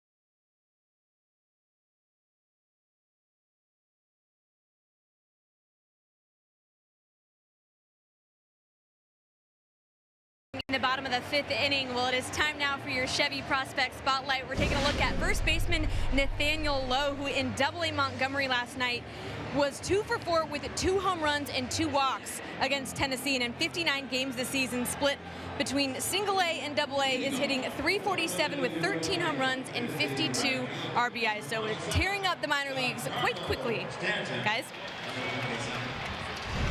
Well, thanks for the minor league update, Michelle. We were talking the other night about some of the prospects the Rays have, and Lowe, first baseman. The Rays, as Stanton takes that first pitch for a strike. I mean, we've seen the cadre of infielders the Rays have here, young infielders, but they also have a number of infielders in the minor leagues who are having good years. It seems the Rays are collecting pitchers and infielders right now throughout the system.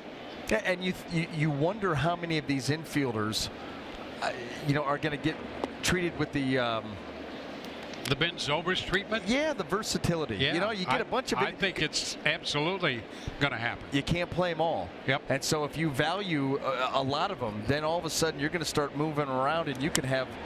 Oh, a shot to left, and Stanton has hit one out.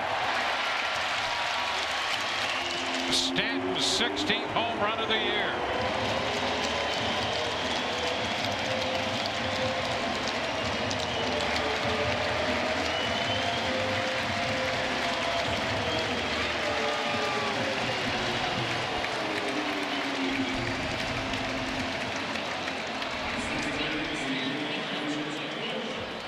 That's the danger when it comes to Giancarlo Stanton. He can look bad all afternoon with some of his swings and then do this on a pitch down below the zone, and still not a very smooth swing, but that's how powerful he is. First home run of the day. The Yankees have 111 home runs. Pitch is fouled. 1 strike to count to Sanchez.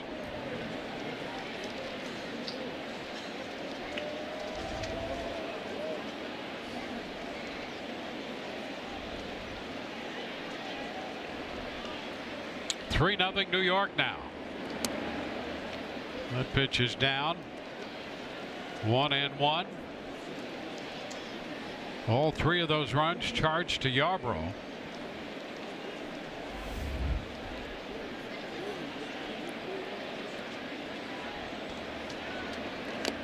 Fouled right back off the base of the stands.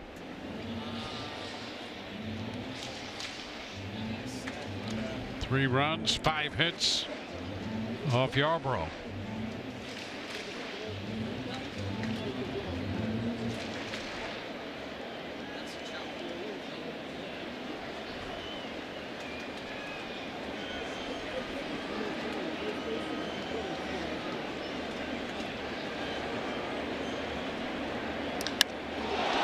Shot deep to center. Smith's going to go to the wall, and that one is gone. Straightaway center for Sanchez. Stanton and Sanchez go back to back. 4-0 New York.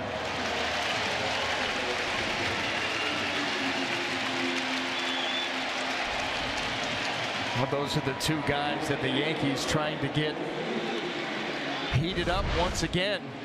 Stanton to left, and then Gary Sanchez unloads to straightaway center. Well, Sanchez doubled with the bases loaded in the 8th last night. He'd gone 4 for 58 before that. Here's a high fly ball by Bird. Mounting Smith and Field. They collide, and Smith comes away with it. So Smith made the catch. Field was wondering if Smith was going to get there, and Malik Smith and Field got there at the same time. Well, you could see nobody giving up any kind of ground. That could have been very, very bad for the Rays, who have already made a number of mistakes today defensively. And now all of a sudden communication issues, and you get the left and right or left and center fielder banging into each other. Here's a long shot by Hicks. That is well tagged but foul. So the Yankees taking their cuts here in the 5th inning. The Rays have a 30-second timeout. Take it. Action in the bullpen with Pruitt up.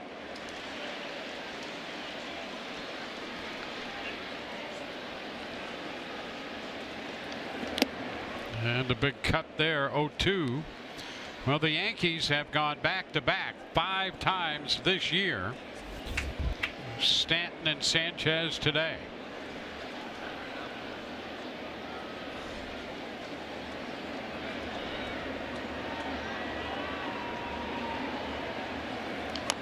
Little tapper, foul.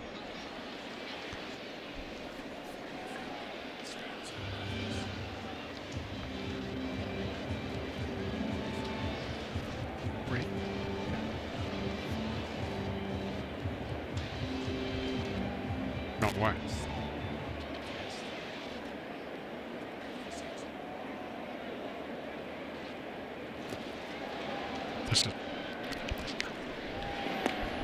Pitch is down, 1-2.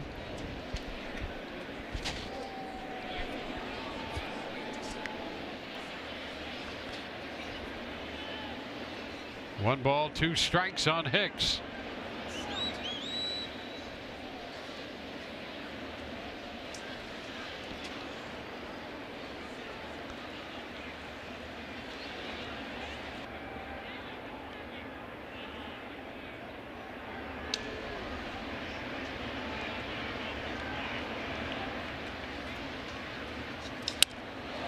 Fly ball center field. There comes Malik Smith in and makes the catch. And Hicks will be out, number 2.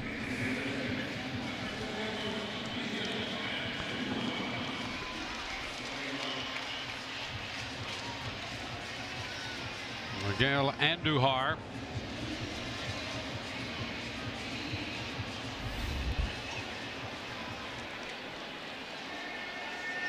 Yankees with 7 hits in this game. 5 for extra bases, 3 doubles and 2 home runs. Andujar 0 for 2. This is the breaking ball. Strike 1. Was aggressive on that breaking pitch.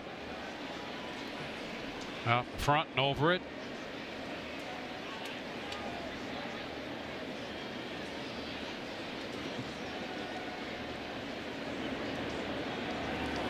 Down around his feet there. 1-1.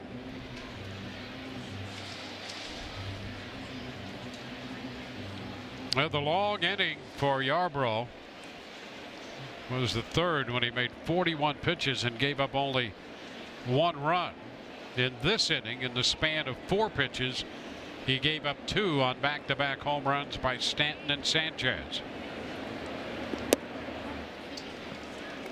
And a take on a pitch that just missed. 2-1.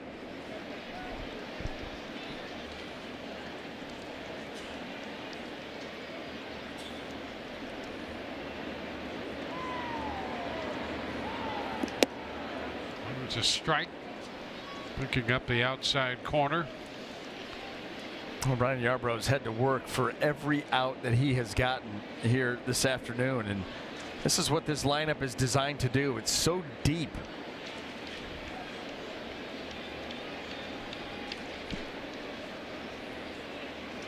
And a cut and a miss. Breaking ball takes care of Andujar. But the back-to-back home runs through 5. 4-0 New York.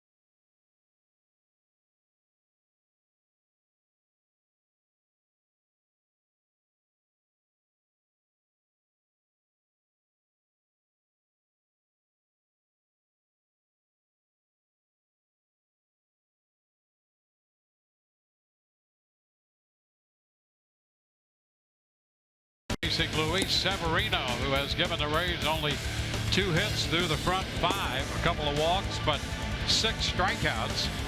His teammates have given him 4 runs to work with. Home run by Stanton to lead off the bottom of the 5th. Harry Sanchez on a 1-2 pitch hits one out to center. Those 2 runs tagged on to a run in the 2nd and a run in the 3rd, and it's 4-0. We're headed into the 6th inning, and the Rays catcher Jesus Sucre will open against Severino. Pitch is down. Duffy next, and then Bowers. Well, the Rays still without a run.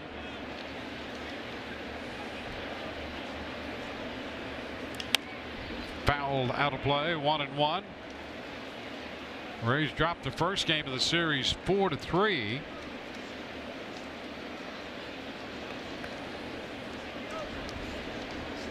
They scored a run in the 6th inning, their 3rd run of the night here on Thursday, and no run since. Fly ball into right. Sucre is out, number 1. Judge makes the catch.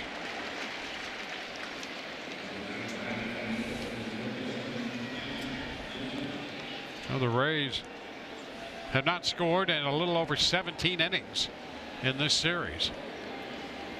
Here's Matt Duffy. Well, the Yankees, they do sport one of the top pitching staffs in baseball, one of the best bullpens in baseball.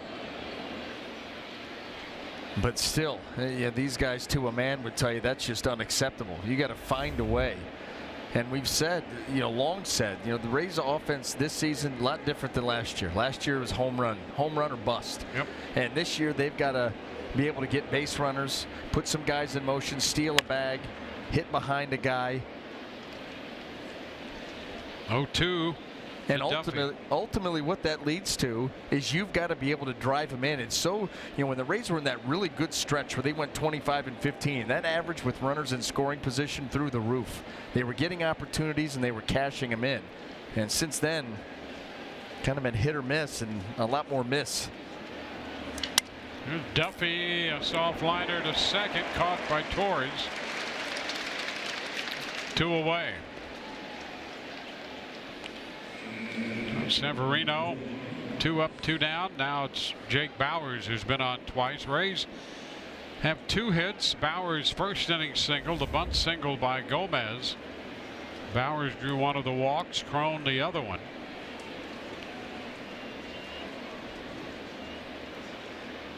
Eight in a row, retired by Severino. And here's Bowers, who has a single and that walk. Strike call.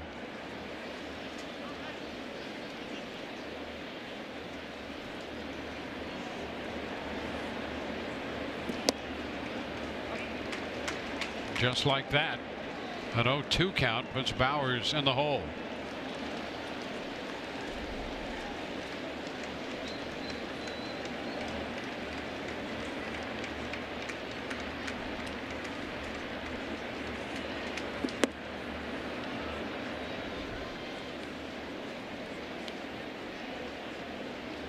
Severino after his 10th win. Corey Kluber has 10 wins with Cleveland. 2 balls, 2 strikes.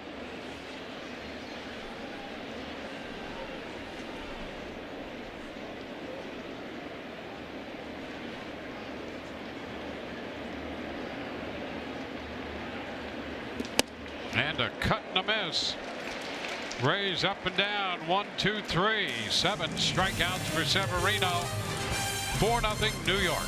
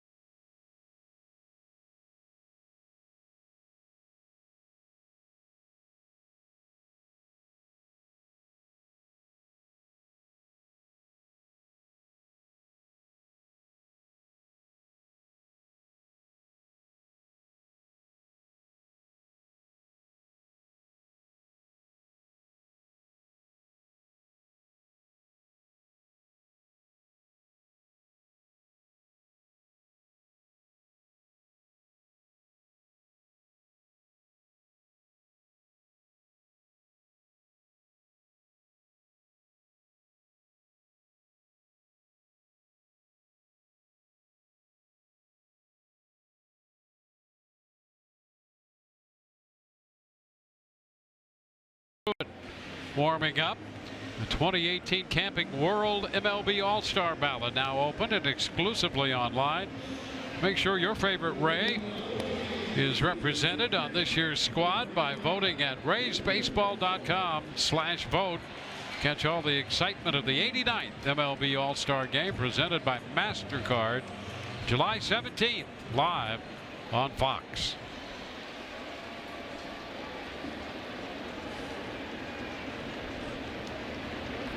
Stanek, Yarbrough, and now Austin Pruitt.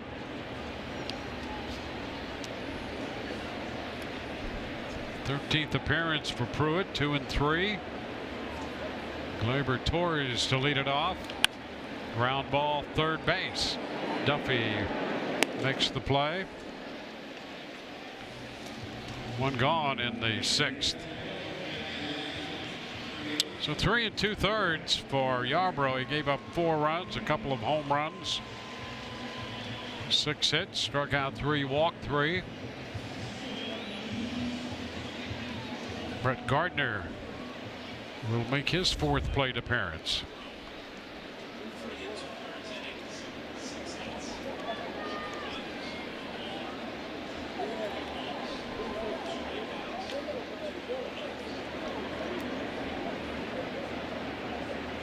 Pitch is down, 1 ball, no strikes.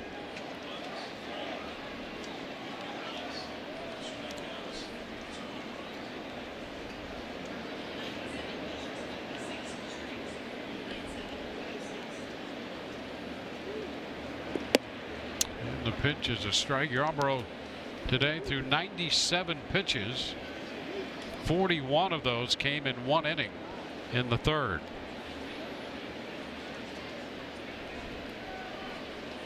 That was his first outing against the New York Yankees. So liner into left, stays up enough for Field, 2 gone.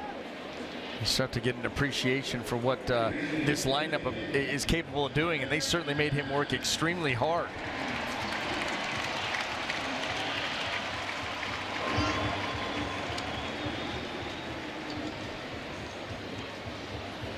You know, for the most part, he held his own. You know, he had to battle through some tough circumstances. The defense really didn't help him at all. Well, that set up that long inning in the 3rd. Yeah. Here's Aaron Judge.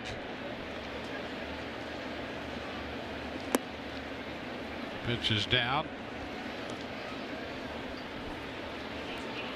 An error in the 4th cost him a handful of pitches.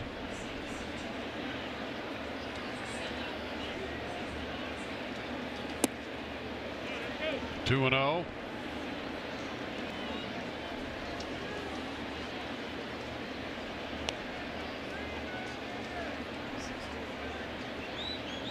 So Pruitt, pitcher number 3 for the Rays.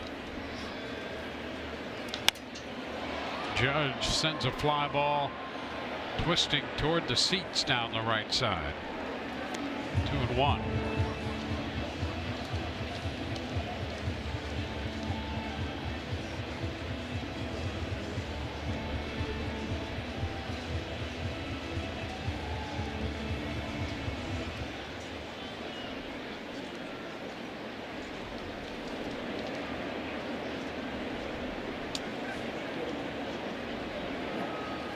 Ground ball up the middle, and there to field it is Wendell. That had the Rays right-hander Pruitt flinching as that one skipped by. 4-0 New York.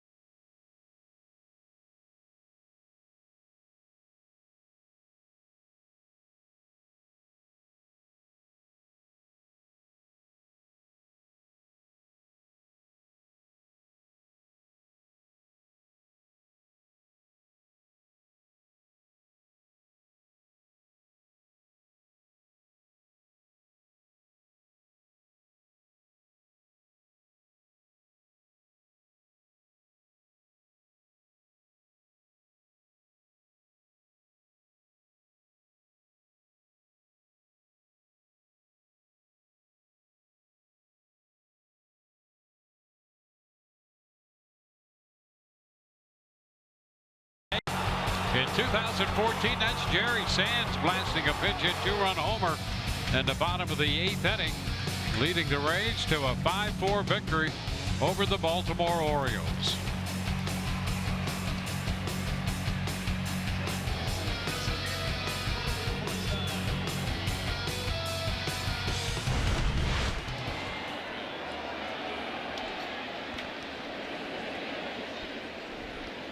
Luis Severino goes back to the hill. Willie Adames to lead it off, then Crone and Wendell. Pitch is upstairs, 1-0.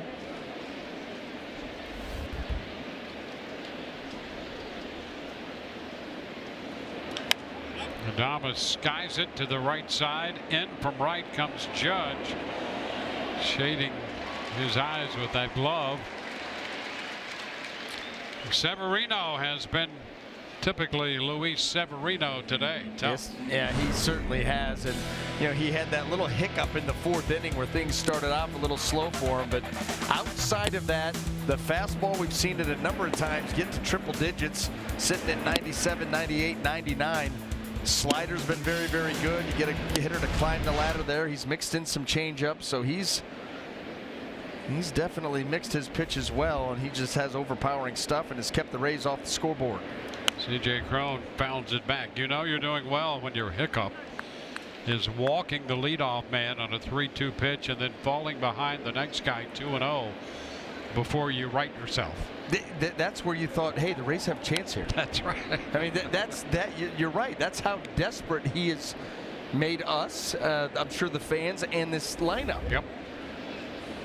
Well, that's why he's 9-2 with a 2.27 ERA coming into this. And he strikes out Crone.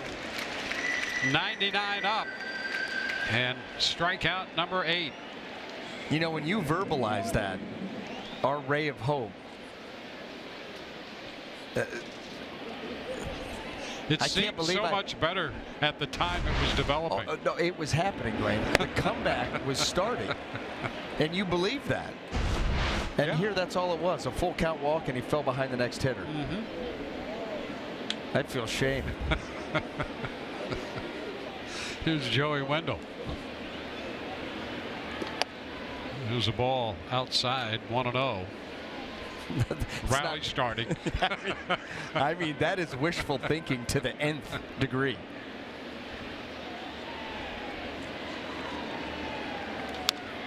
It's fouled back, 1-1. Well, that came on the heels of that 41 pitch inning when the Yankees only got 1 run. Yeah, so you're hoping to build. Yes. That's what you're trying to do. Talking about Severino maybe napping at that point. Maybe he comes out a little rusty, a little stiff, and got really excited when he threw a couple of balls.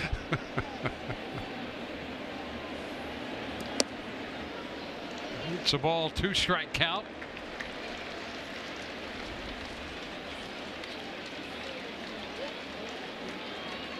Well, the Yankees with a 4-0 lead.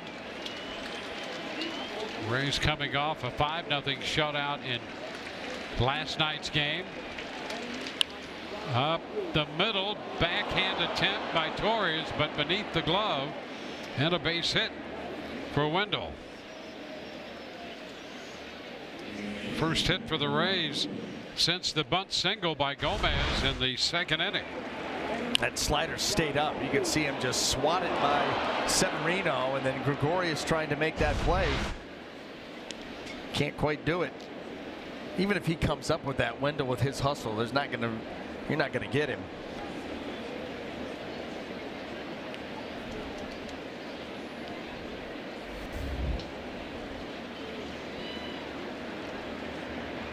Carlos Gomez, strike 1.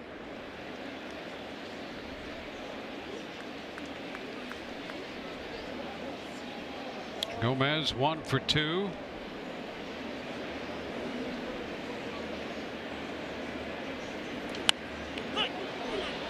Foul out of play.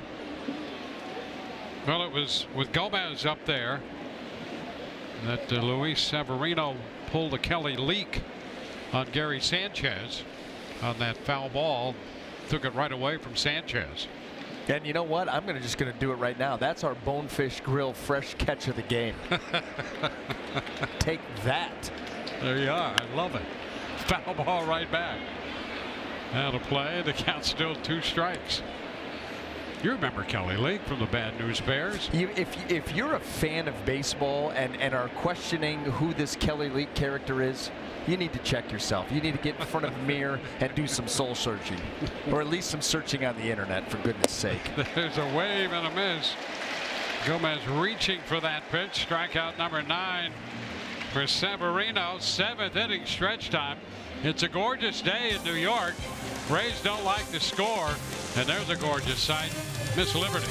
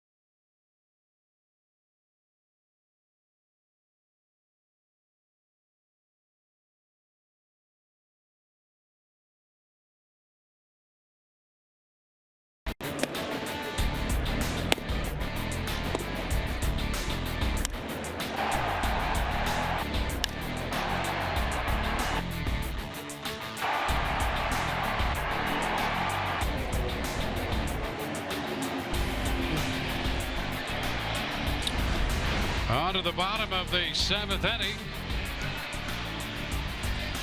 4-0 ball game. Severino, 7 innings of 3-hit baseball, and Stanton and Sanchez going deep back-to-back in the 5th inning. Stanton out to left, and Gary Sanchez hitting that 400-foot plus home run to center field. I don't know if there was a plus on there. 400 straight away. So it'll be Gregorius, Stanton, and then Sanchez due up in the bottom of the 7th. Gregorius singled in a run in the 3rd. Gregorius 1 for 3. Facing the 3rd pitcher of the day for the Rays, Austin Pruitt, who had a 1-2-3 inning in the 6th. That's a strike.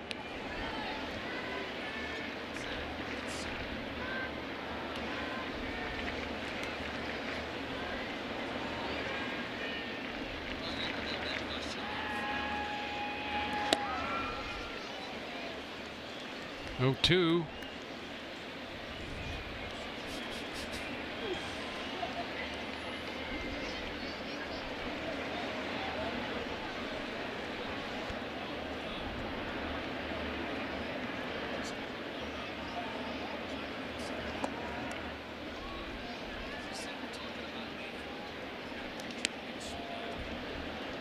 1 ball, 2 strikes.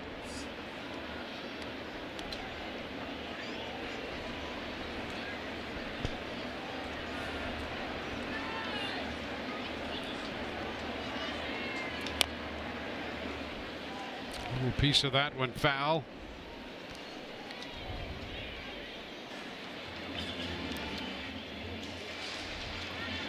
Ryan Stanek opened the game, worked an inning and a third. Ryan Yarborough for 3 2/3.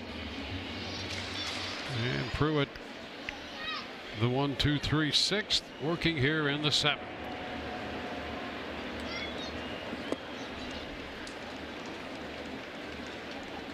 2-2 count.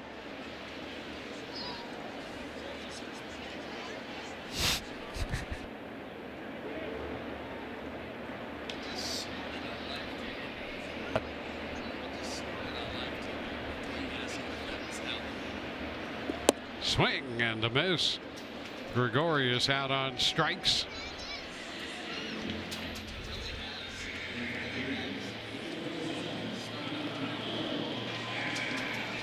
Now Giancarlo Stanton. He's popped out, grounded out, and then popped one out to left in the 5th.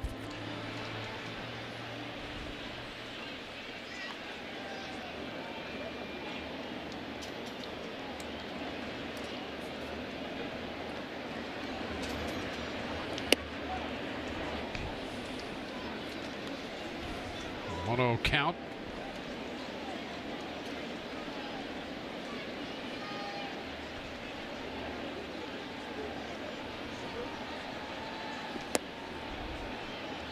Take a look at the home run by Stanton.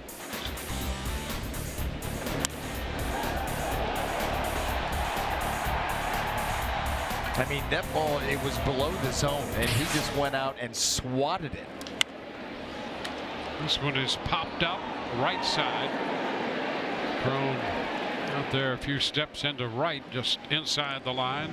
2 gone. And it wasn't like that. All that swing was on time and in great rhythm. Yeah, he was reaching for a pitch and still lined it out of here. Yeah, knocked it right out of radar range.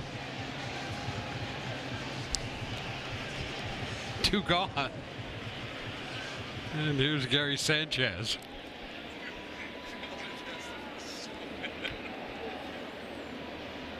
Sanchez connecting, hitting his 13th home run. Hit it out to center.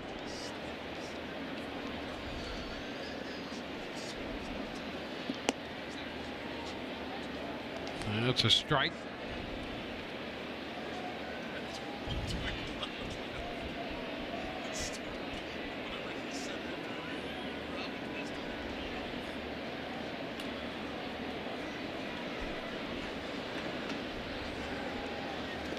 And the pitch is away.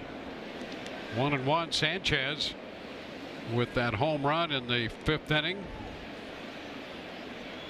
Hit it to straightaway center field.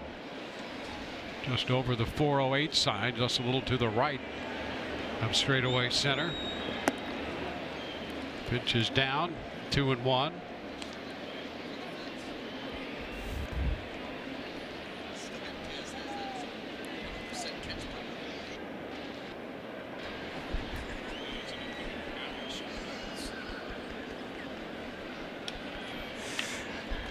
Ground ball, foul. 2-2.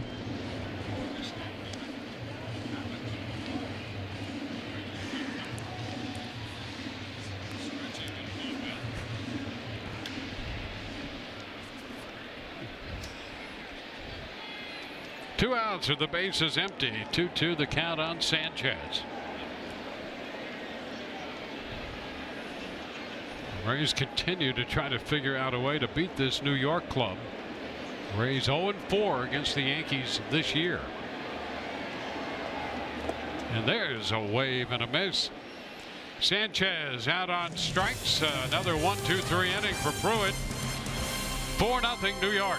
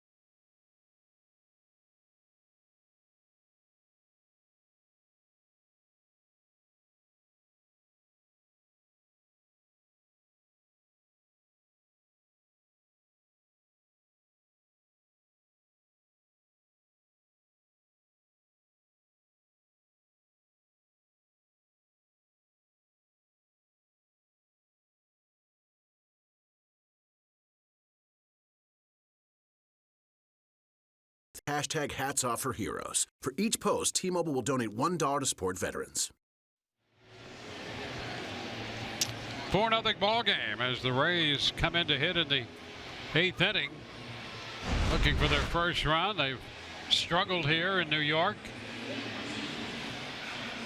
All the way back to 2015, the Rays just 8-25 and averaging a little over 3.5 runs a game here, while giving up, combined with the starters in the bullpen, pushing 5 a game.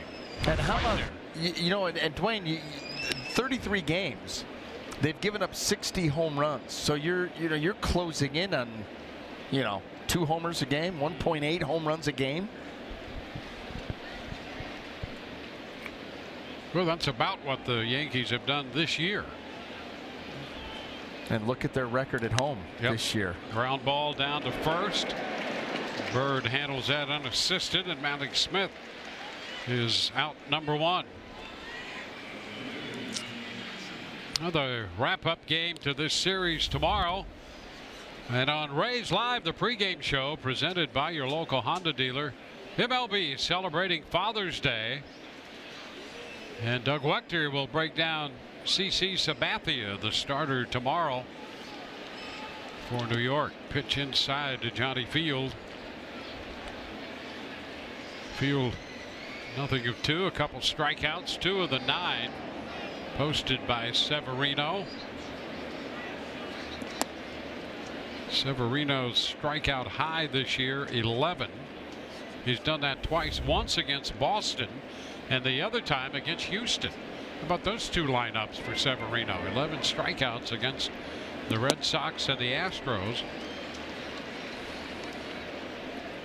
You figure that those are going to be the top 3 teams in the American League all season long, and so you're going to get charged up for those ball games. Maybe tuned in and trying to, send subtle messages. It's interesting how that goes back and forth all season long, and more than likely going to meet up in the playoffs. That's where the Rays would like to be, building towards that.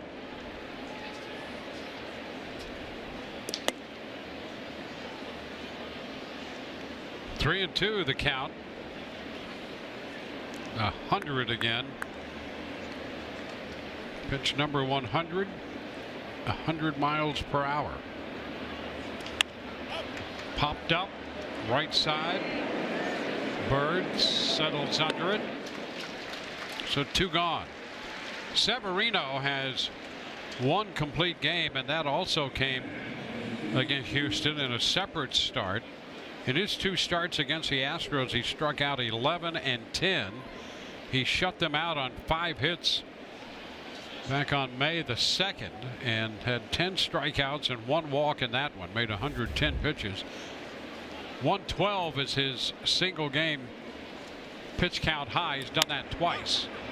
And a little popper off the bat of Sucre. Out from second base, Torres makes the catch in center field. Rays up and down, 1-2-3 in the 8th. 4-0 New York.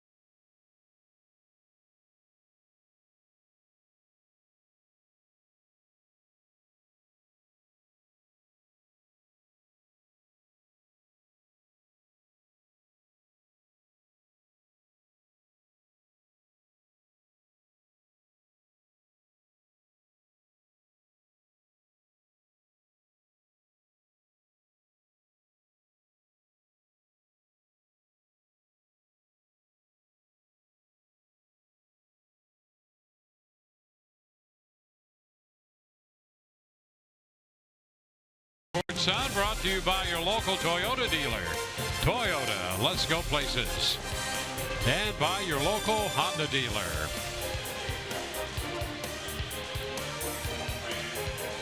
From Yankee Stadium, 4-0, New York leading the Rays. Yankees coming head to head in the bottom of the 8th. They'll have their first baseman Greg Bird lead off, then Aaron Hicks and Miguel Andujar. Stanek, Yarbrough, and Pruitt for the Rays today.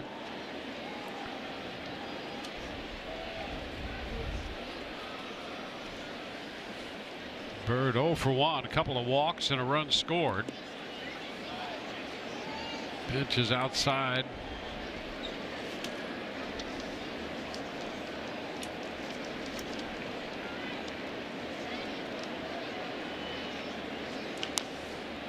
It's a foul ball off his foot.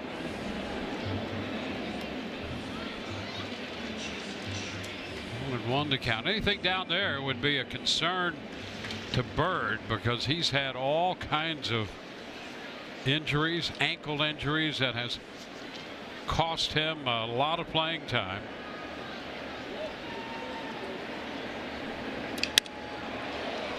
Into short right. That's going to fall in front of Gomez. And Bird is on for the 3rd time.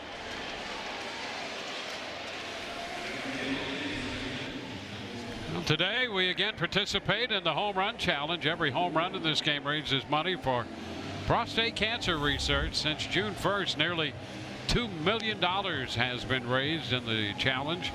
You can make a pledge by going to homerunchallenge.org. Bird drops a base hit into right. Now Aaron Hicks hitting from the left side.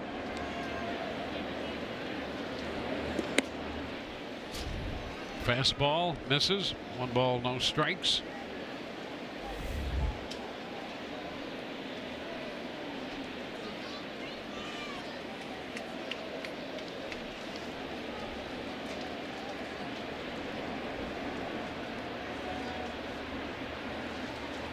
Chuck swing and a little bounding ball towards second. Wendell handles that one with the underhanded toss. Hicks is retired and Bird moves into second.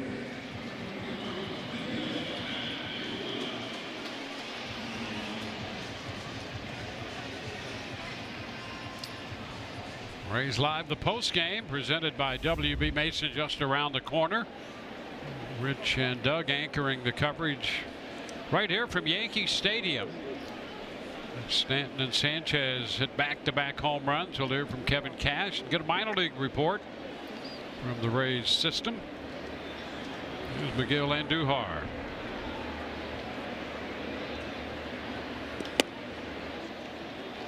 A ball, no strikes. Andujar 0 for 3 with a couple strikeouts.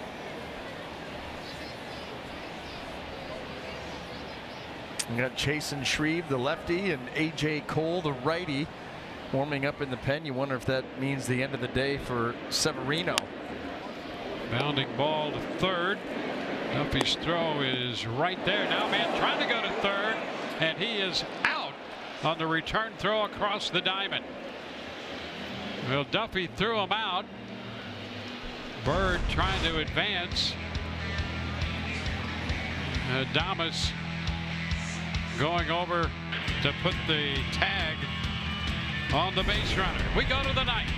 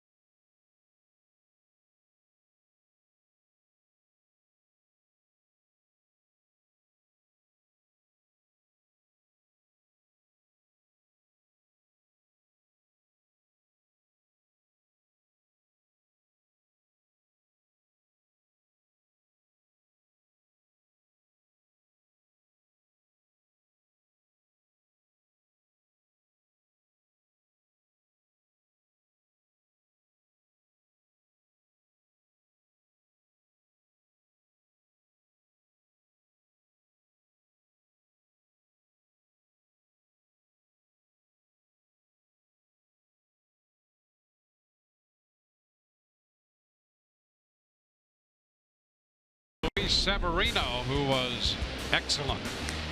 No question about it, Dwayne. You know, we knew that the Rays offense was going to be in for a tough afternoon where they were going to really have to battle and get some base runners, try to get a couple of big hits and try to push the envelope early, but Luis Severino just would not allow it. Overpowering stuff all day. The fastball getting up into triple digits a number of times this afternoon. The slider was very good, so was the changeup. Limited opportunities and was completely dominant for 8 shutout innings. He will give way to Chasen Shreve, who is now on for the 24th time this season. He's worked 22 2/3 innings, 31 strikeouts. So the left-hander Shreve to face the top of the order: Matt Duffy, Jake Bauers, and Willie Adames. He's the only Yankee reliever in the last 2 weeks that's given up a run. And he comes in, throws a strike on the outside corner. The problem is the Rays need 4 of them. Well, the Rays shut out last night 5-0 on 4 hits. They've been shut out today on 3 hits. Duffy behind in the count 0-2.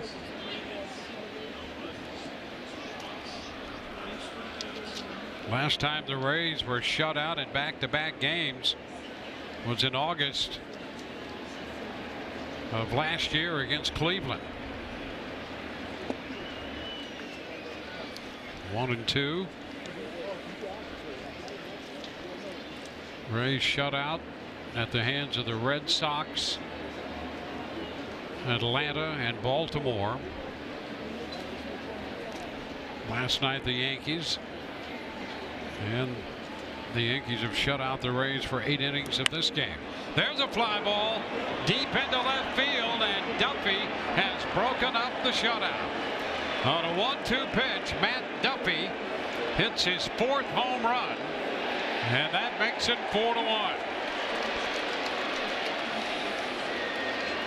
Well, there will be no back-to-back shutout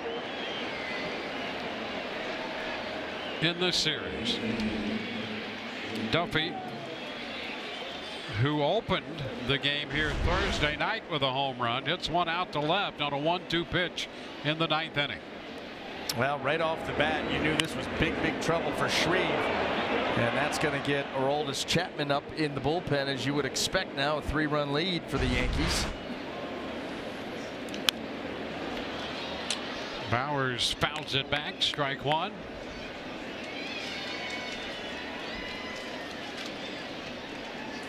There's Chapman.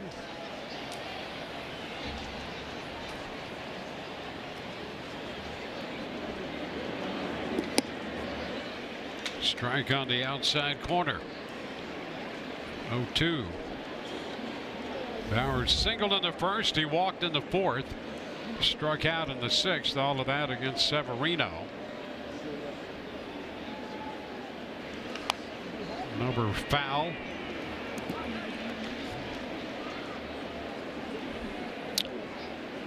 Well, be sure to tune in to Fox after our coverage for live coverage of the 118th U.S. Open from Shinnecock Hills on Fox FS1 and streaming live on Fox Sports Go. They're underway right now. 2 strikes on Bauers.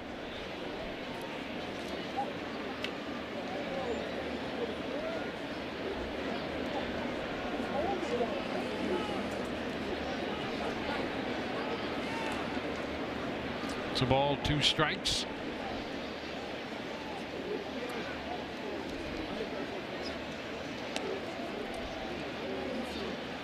Well, the Rays need a couple base runners now to have a shot.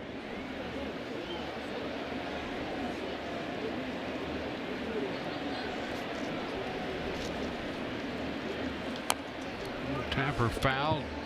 Duffy with a couple home runs in this series. His last full season before he got hurt was 2015. Duffy played in 149 games and hit 12 home runs.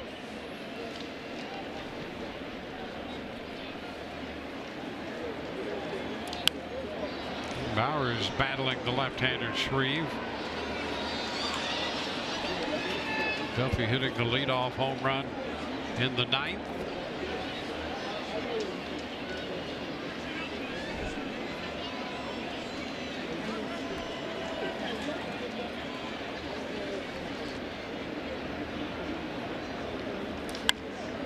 Fly ball center field. Hicks on the move, and he runs it down, and it pops away from him.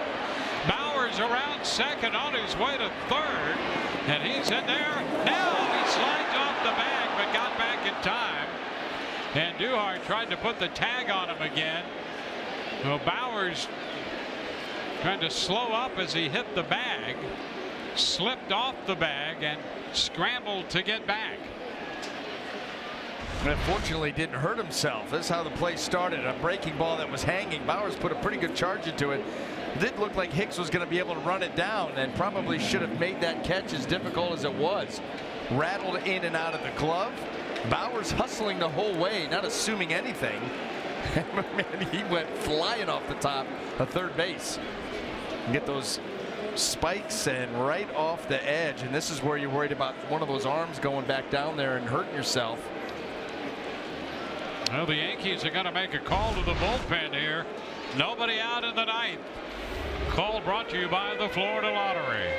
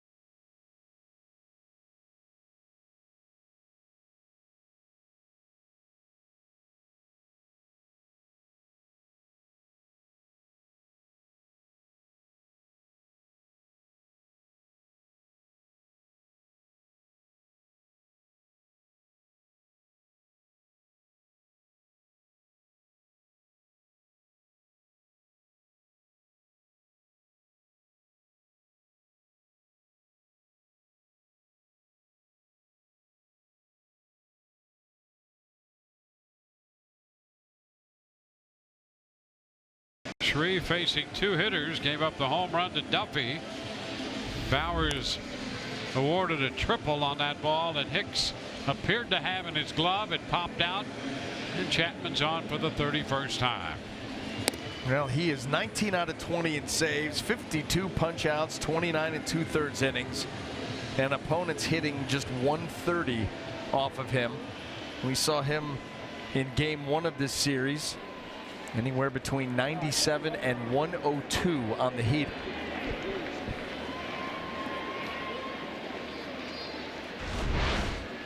Boy, heel actually right into the, boy, how do you not hold on to that thing? Looked like that ball ended up right where it needed to be for the catch to be made, but the Rays will take it.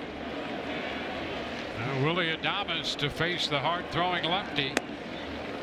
Pitch upstairs, comes in at 98 on the first pitch.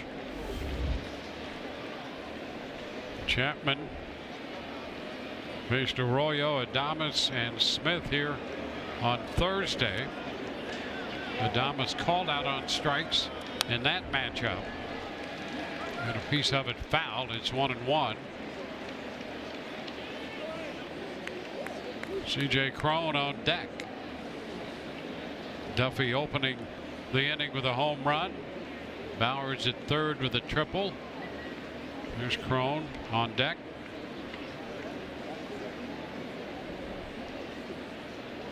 Well, the Rays need two men to have a chance.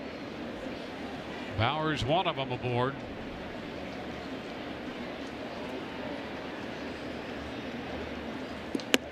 Upstairs. A 2-1 count.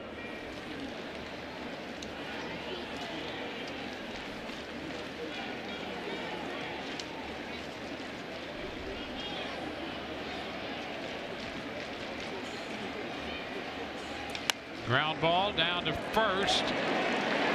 Bird makes the play. Bowers remains at third, one away. Tomorrow, live coverage on the FIFA World Cup. It continues 10 a.m. Eastern Pacific as Thomas Mueller and defending champion Germany battle Chicharito and Mexico in group play. Then Brazil faces off with Switzerland at 1 Eastern. Catch all the action on FS1. We're streaming live on the Fox Sports app.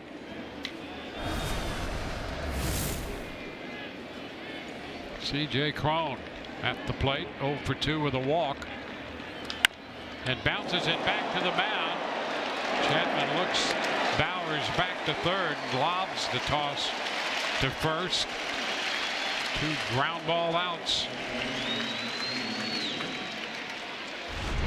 Now Joey Wendell will bat against Chapman. Almost caught him right here. Jake Bowers, trying to see that ground ball by Chapman. Chapman does a nice job of flagging it down and looking him back. Pretty conservative on that first ground ball. That ground ball, usually you're on third base, and that type of a situation, you get the ground ball to the right side, and Jake Bowers decided to stay at third on that one. Wanted to score right there, but Chapman got it. Now Wendell fouls the first pitch out of play. And now you run the risk of being stuck at third and not ever getting in.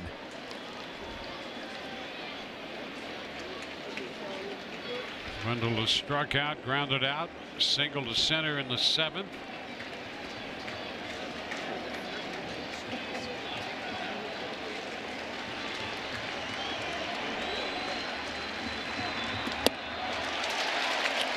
Oh, 2.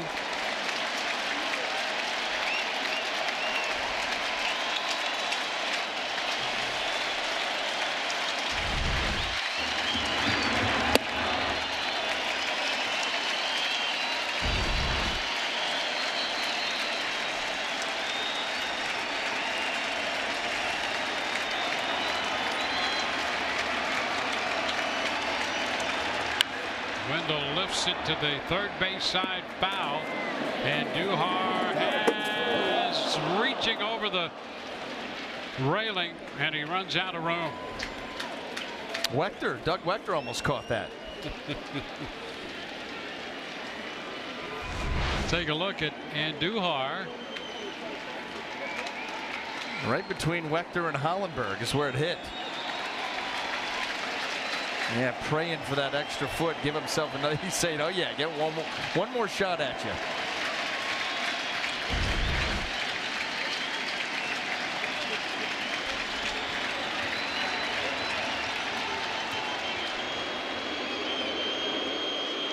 Duffy open to the homer. Bowers triple to center.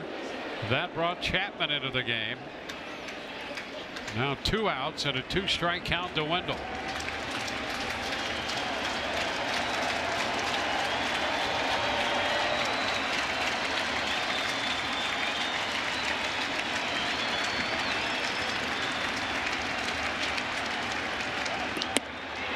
Up and away.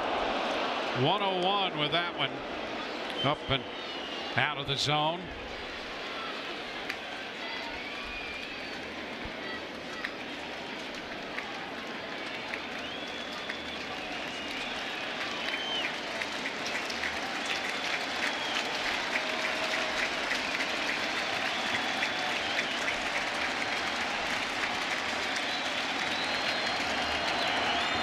And a wave and a miss.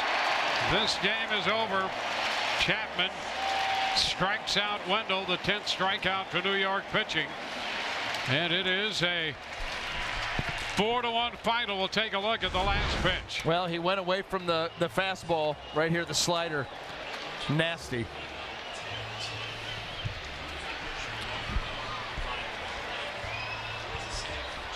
Delivery from Chapman, who comes on to close this one out. A 4-1 final.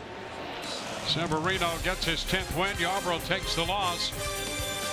For Brian Anderson, Dwayne Stats, hope you've enjoyed the telecast. If not the outcome, Rays Live, the postgame comes your way next, and we'll see you tomorrow afternoon.